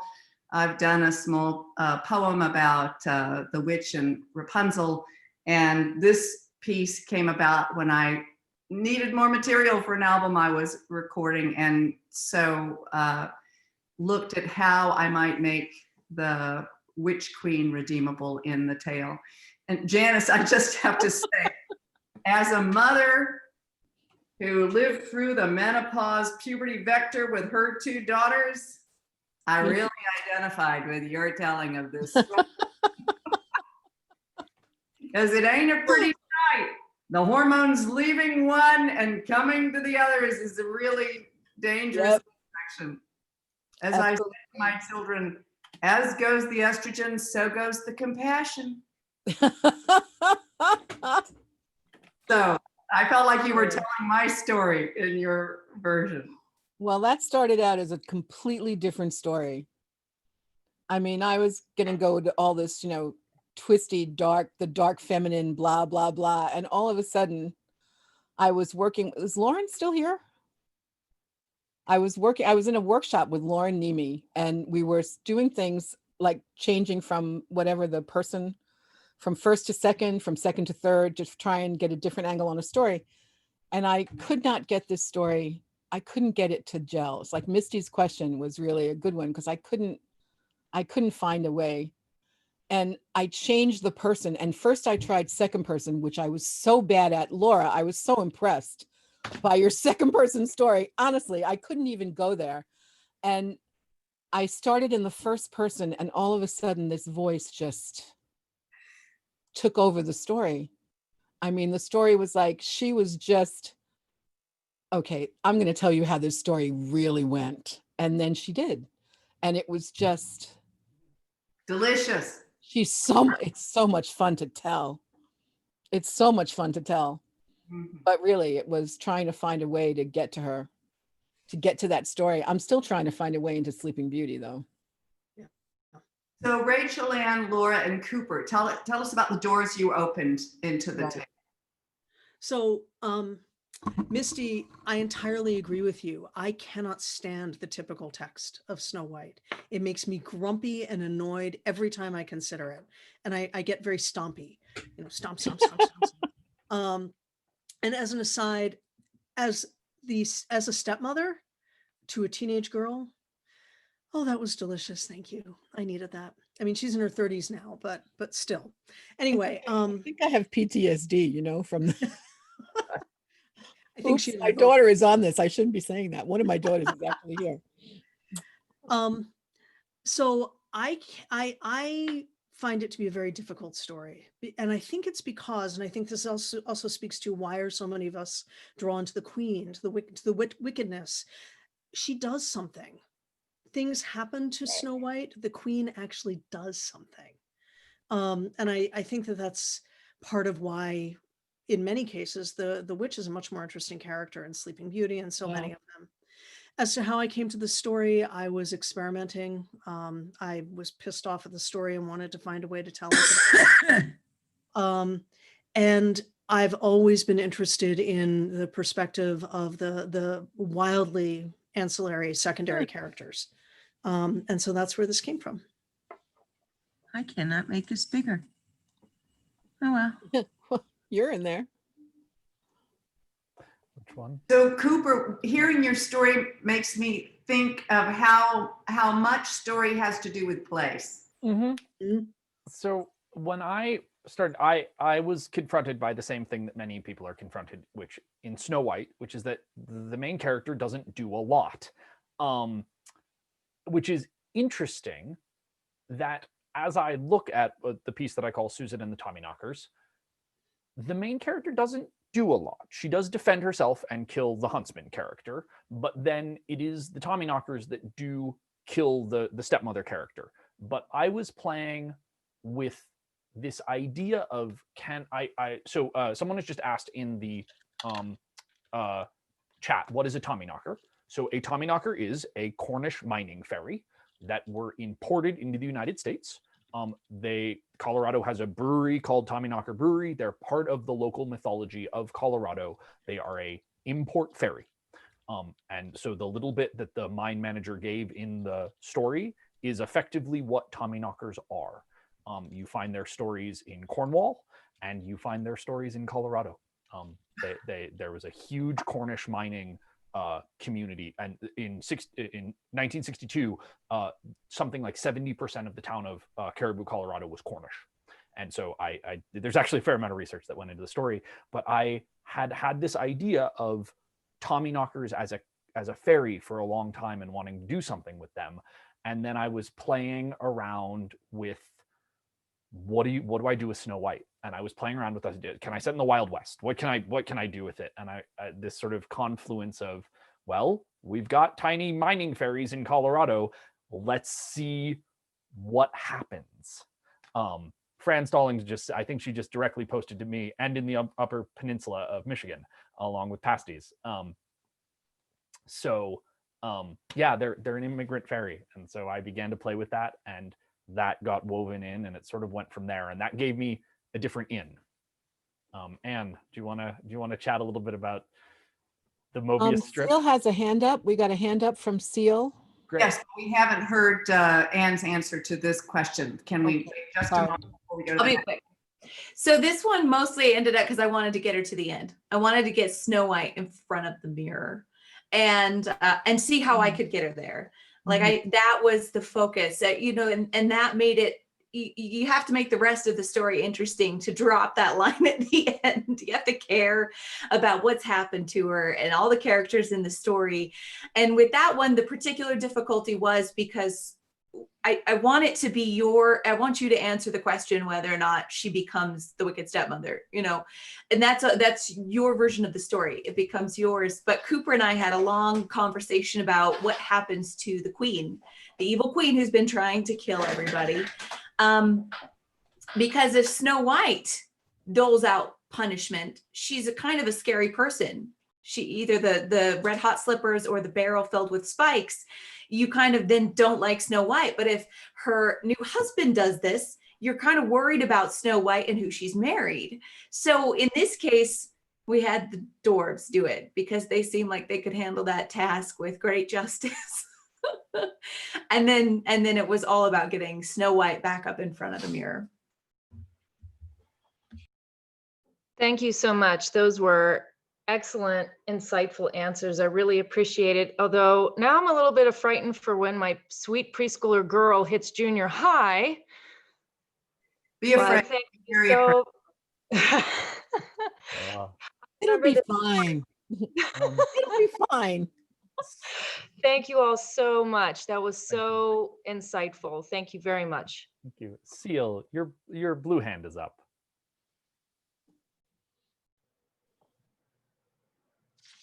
And here's me trying to figure out how to unmute myself. Can you hear me? Yes. Okay. So as the mother of a teenage boy, I've always not liked Disney, not just because of how they treat the feminine, but also how the male, the masculine ends up being one-dimensional. And I always felt like Snow White, this is a prime example of, the male, either it's the king who is completely clueless and doesn't understand what he's married and what he's doing to his daughter, or it's the prince who all he sees is the pretty face and how to kiss her and wake her up.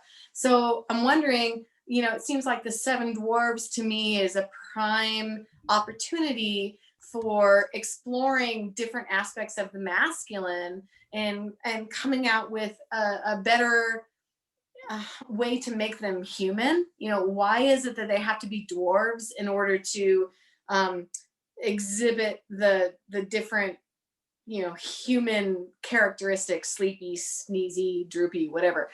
And I just want to know, obviously all of the stories tonight were really approaching from the feminine, but maybe particularly from Cooper's standpoint, how would you feel like turning this on its head and really hear from the male perspective?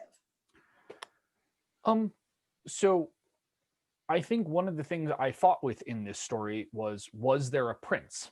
And in my original version, this actually became a story about union organizing. That if I could find a prince character, it was the character that the Tommyknockers most respected. That like, who is the human? That I had this idea. Originally the idea was that Susan and her stepmother would have this fight, which left the stepmother dead and Susan very badly injured. And that became a question of then, who did the Tommyknockers take her to? And the short answer is, there's no prince because it got really long and weird. I think much like Anne's version, I think the Tommyknockers in my version solve the problem, aka the stepmother, by killing her so that Susan doesn't have to. In the same way that Anne talked a little bit about this, we talked in the original story, Laura is the only one that went there.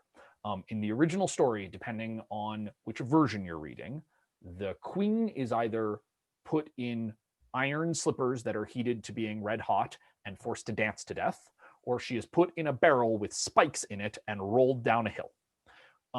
But both of those require a really vicious Snow White or a very vicious king. And one of the things Rachel and I talked about when we were working on this piece is that really changes your opinion of those two characters, because in our current belief, we don't like our main characters to viciously murder people at the end of their stories. I don't know. I mean, not me. Speak for yourself. We should talk about that. You might have to, Maybe I'm guessing a little bit. A lot of murder there. Hi, Lauren. I do love the idea of exploring the masculine attributes of the dwarves, and also how it might help Snow White to have a positive masculine character who could teach her about the masculine side of her. And in some ways, Rachel Ann got at that in terms of her learning to do work, you know, in a household that was more regular than the household that she was grown up in. But I would say too, get past the Disney, because Disney just came upon this story like the rest of us from texts, from the German text. So start there if you're going to be working on a piece for your son, because you don't have to have anything to do with sleepy and dopey and grumpy. They're not in the Grimms. Yeah, that's not how they aren't named that way. They aren't depicted that way. Mindy had a question in the chat that I'd actually love to hear your answers on. She says, "Hi all, I love how you push the boundaries with your take on the traditional tale. How did you decide how far you could push the boundaries?" So I'd love to hear what you have to say. I would kick that back to you, Laura, about the story that maybe you were going to tell tonight. All right, I didn't intend the question to be a setup for this, but I will accept your punt. I have several different versions of Snow White. And what I have found is that because I find it to be a challenging story, I tell highly experimental versions of it. You heard one of them tonight. That was also wanting to find out what it was like to tell something from many different perspectives and in second voice. The version I did not tell, and Mindy, this is about boundaries, is the most gruesome and violent story I tell. Hands down. Oop, my light is collapsing. There, we'll pretend that I still look okay. So it is the most gruesome and violent story I tell. It ends on an absolutely grisly note. And it is completely unapologetic about it. I couldn't tell that story on Zoom. I realized I couldn't tell that story on Zoom because of boundaries, because what storytelling is about is this dance between us. If I'm on Zoom and I cannot see your responses, then I can't tell it.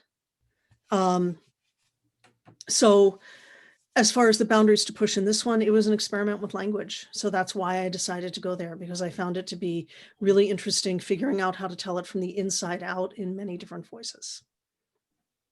Thank you, Laura. You're welcome. Milbre, I'd love to hear your response to this about the boundaries in the story. Well, there are definitely questions, even in my mind, at the end.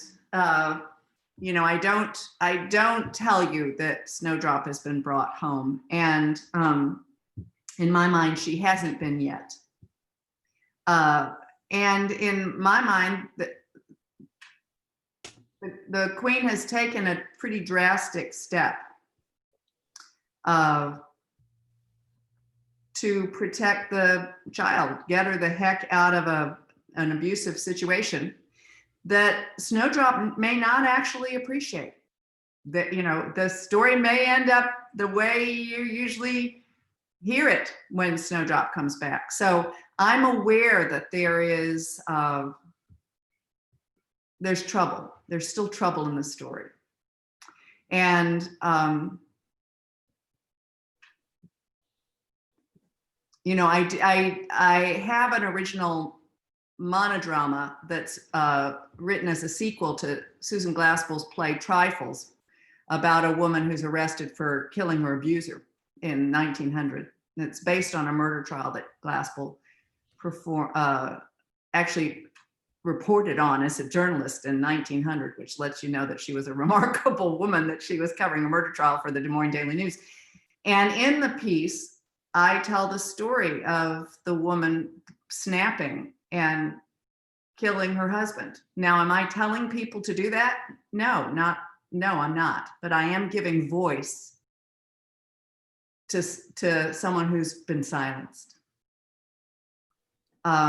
So in this story too, I wanted to give voice to what might have been going on with the Queen that may have been told in a different way by people who didn't like the resolution of it. So that's what I can tell you, Laura, and anybody else who's interested. And I called her Snowdrop just because I wanted something different. I wanted to, it's the name of a flower. So I got to choose that. Janice, were you gonna step in there? I do a lot of retellings, and you can push the boundaries as far as you want, right? Because usually it turns out it's whatever the traffic will bear, right? Can the story carry the push, or can it? Your version of the story carry the push or not? I do a lot of work with high school students, and one of the things they're really fond of is the retelling of the traditional, hearing the traditional versions of stories that they've only gotten from Disney, right? So they have that's the story that they know. And so when you tell them the earlier versions of the tale, they love them, and they're shocked and fascinated by them. And I was working with a creative writing class once, and one of the exercises we did was, what do you have to keep in the story so that it's recognizable, and what can you leave out? Like, what elements have to stay and what elements can go? And they made lists of things and they all I broke them up, and they picked a story that everybody knew, and they made lists about what could stay in and what could go out. And when I'm working on retellings, I want to do the same thing. What has to be in the story so that you can recognize the story for what it is? So in the Snow White story, well, we know it's Snow White because she says so in the beginning, right? There was nothing like that out of a stepdaughter, Snow White. And so we know that it's Snow White, and it's I just keep thinking, what if it wasn't that at all? Right? What if the story that we know isn't what happened at all? Because it all depends on who's telling the story, right? Exactly. I mean, how the story goes. So what if it didn't turn out that way? What if we had a stepmother who was just trying to deal with this teenage girl who really had been spoiled most of her life? What do we do then when we have this character? And she just took over, but there were those pieces, right? Gazing into the well and singing to the bunnies in the beginning, and the huntsman's heart in a box, and the lips as red as blood, the hair as dark as ebony popped up a couple of times, and so to try and keep the things, the lacing of the corset, and the combs in the hair, and the apple are all in there, but in a completely different way. So what happens when you take all of those elements that we think have to be in the story and then build the story around the character instead of around the story that we know? I think there's a fascinating. She's a guess. I love her. Janice, I don't know if you've had this experience. I'm sure you have. I'm not sure with this specific story. I always find it really interesting what happens when I'm telling a variation to people that truly do not know the original, that have no reference point on the original. And most of the time, the goal is that the story still works. Right. And, that sort of, does your story work, or is it only in reference? And that, a lot of the construction tonight was that Rachel Ann told the most traditional version of the story. So we wanted to do that first, so that we had those reference points, that for those people that needed reminding of sort of the arc of the story, you have a relatively similar one. We have had everybody here for just over 2 hours now. And so I want to know if there's a last question or two that we might answer, but we might also let everybody go about their evenings as they like as well. Seal has her hand up. Seal, do you have another question, or is your hand still up? Linda has her hand up. Yes. Oh, first of all, I want to say that I am so, can you hear me? Yes. Yeah, okay. I am so impressed with you all And I'm wondering, I know that you all said a few things and I tried to copy things down, but it would be so wonderful if I could keep, Cooper has been wonderful. He keeps letting me know when he's going to do something, which is terrific. But I'd love to be able to follow the careers of all of you so that I could keep seeing you. And I don't know what's the best way to do that. If we could have some kind of, well, if you go to my Facebook page, it will tell you all of this. Or if you, just so that I don't lose track of you, because I have just thought this is one of the most wonderful evenings I have ever had. It's just fantastic. And I want to keep doing it. I'm retired now, so I have the time. Is there any way that we can get something put together just so that if I go to a certain place, I can find out what they're doing?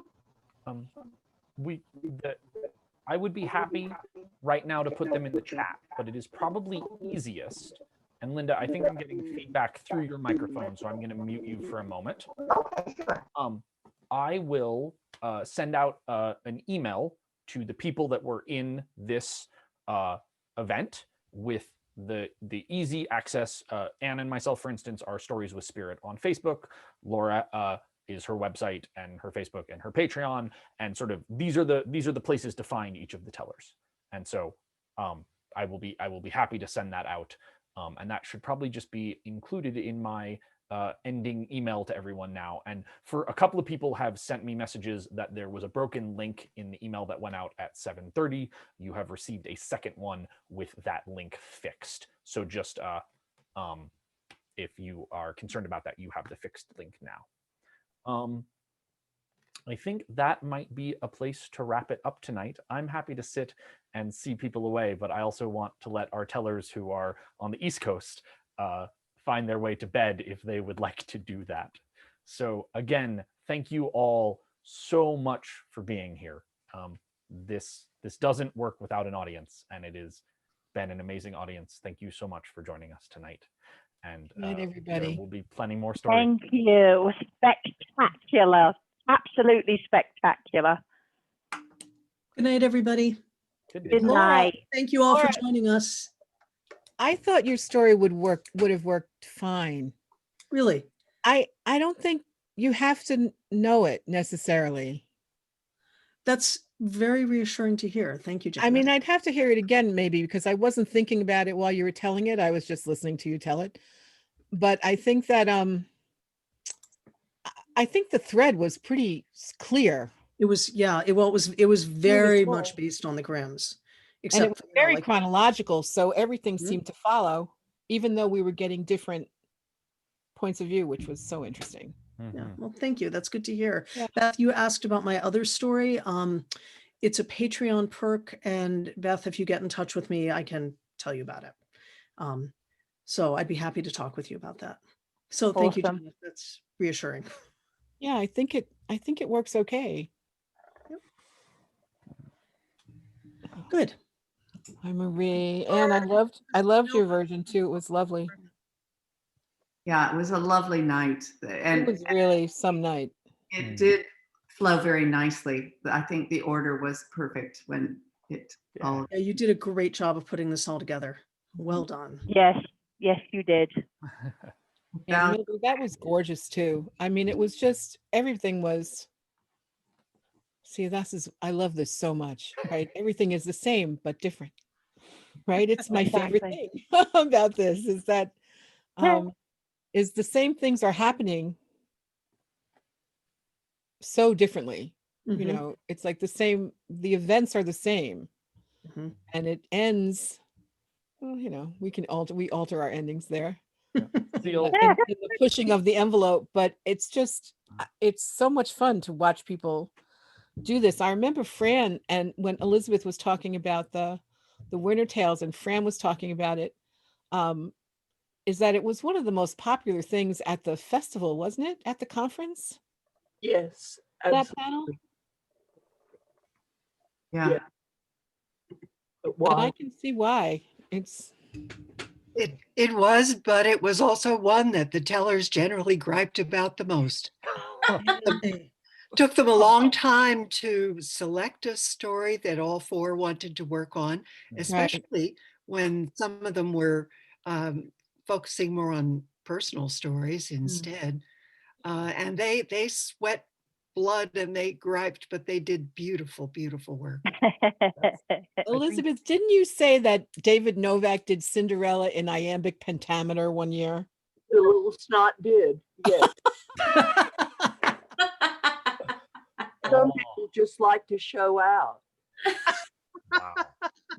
Some people Oh, feel iambic pentameter, Elizabeth. In actual fact, that particular telling at Winter Tales, I've made into a performance piece.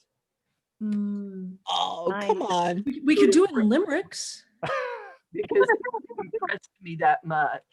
And it was the occasion when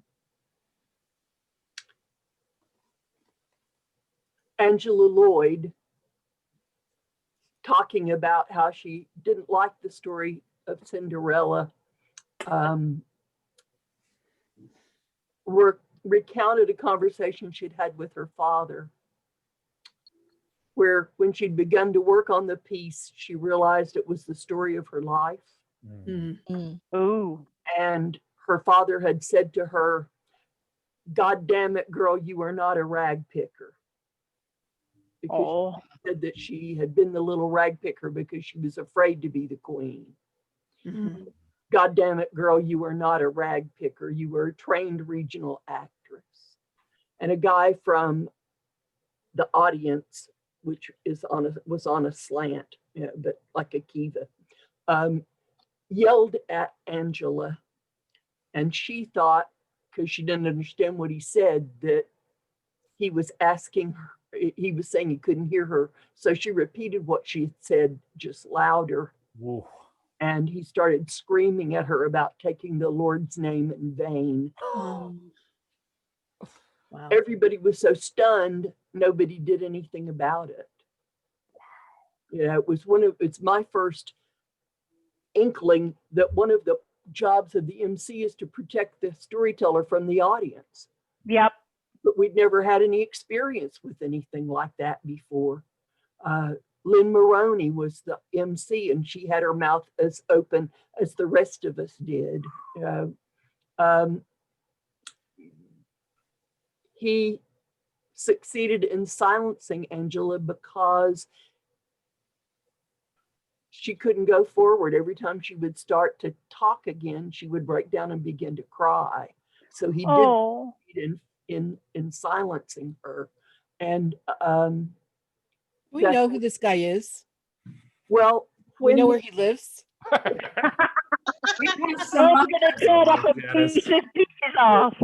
Truly, I am only barely exaggerating. The women in the audience would have torn him apart if we could have gotten a hold of him. I had to grab Gail Ross physically and sit her down. The nicest thing I heard suggested was Barbara McBride Smith thought we should beat him to death with a Gideon Bible. I love that. It's just very poetic. When the thing was over, the coward was gone. He was completely gone. Yeah, well, that's what they do. When it was over, he was nowhere to be seen at all. He slithered back under his rock. Yeah, exactly.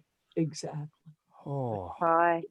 wow. So, Milbre, is that a Zoom background behind you, or is that your actual room that you have decorated to look like the set from your story? It's really my living room, and I bought this yesterday. I feel getting close to it makes me feel a little bit like an extra in the movie Swamp Thing.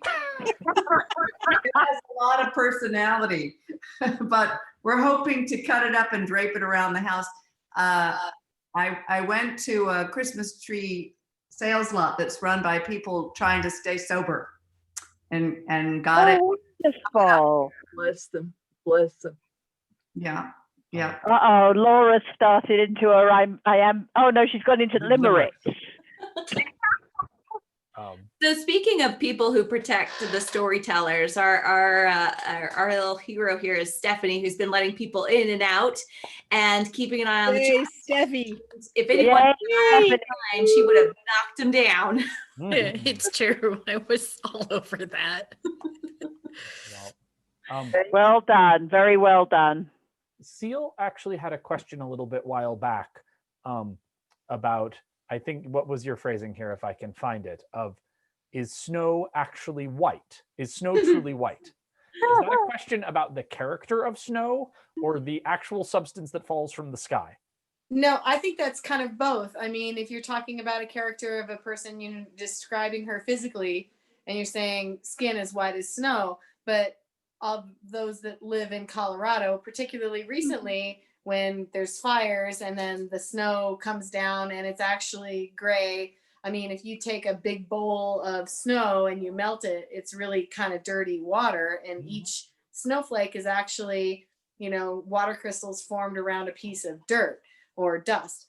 I think that's kind of would be an interesting exploration when you say, I have a black cat, but when you hold him in the light or hold her in the light, she actually looks kind of more reddish brown, you know, and just that kind of whole purity of color, I think, is an interesting topic to pursue as a storyteller when you're talking about somebody's character. You know, you can't say red as blood. Well, does that mean that blood is red? I don't think so. I think blood is more brown. You know what I mean? So it's Klingon blood is totally different. So is Vulcan blood. Vulcan too. Again, I think we have to remember that the story comes to us from Europe and from Germany, forested regions of Germany, and that is a country that is famous for thinking about whiteness. And I think it's the classic. There's Neil Gaiman is probably the most famous one that jumps to mind, but the classic interpretation of skin as white as snow is a vampire. There are many versions of this. Oh yeah. Where you take, honestly, lips as red as blood and skin as white as snow. That's scary. Like a human with that white of skin and that red of lips is very scary looking, and the easy jump is vampire. Probably a vampire. Right. Or someone with vitiligo. Right. Well, and also when you remember that women used to use lead white as makeup to cover all of the scars, Queen Elizabeth I and the scars on her skin, the pox skin, and using the white. And so the history that I know of it is that white skin in a generally agrarian culture of Northern Europe, white skin means you have not been outdoors, which means you have the money not to have worked, which means you are wealthy. You have spent all of your life indoors and your skin is not burnt. And so, I mean, this is what Anne just talked about in her story, not right? sunburnt, yeah. That shift, but that's the white as snow. You know, however deep we want to dig into the German reference of whiteness is a pretty common. It's and then there's a pretty standard in most European folklore that white is good and black is bad.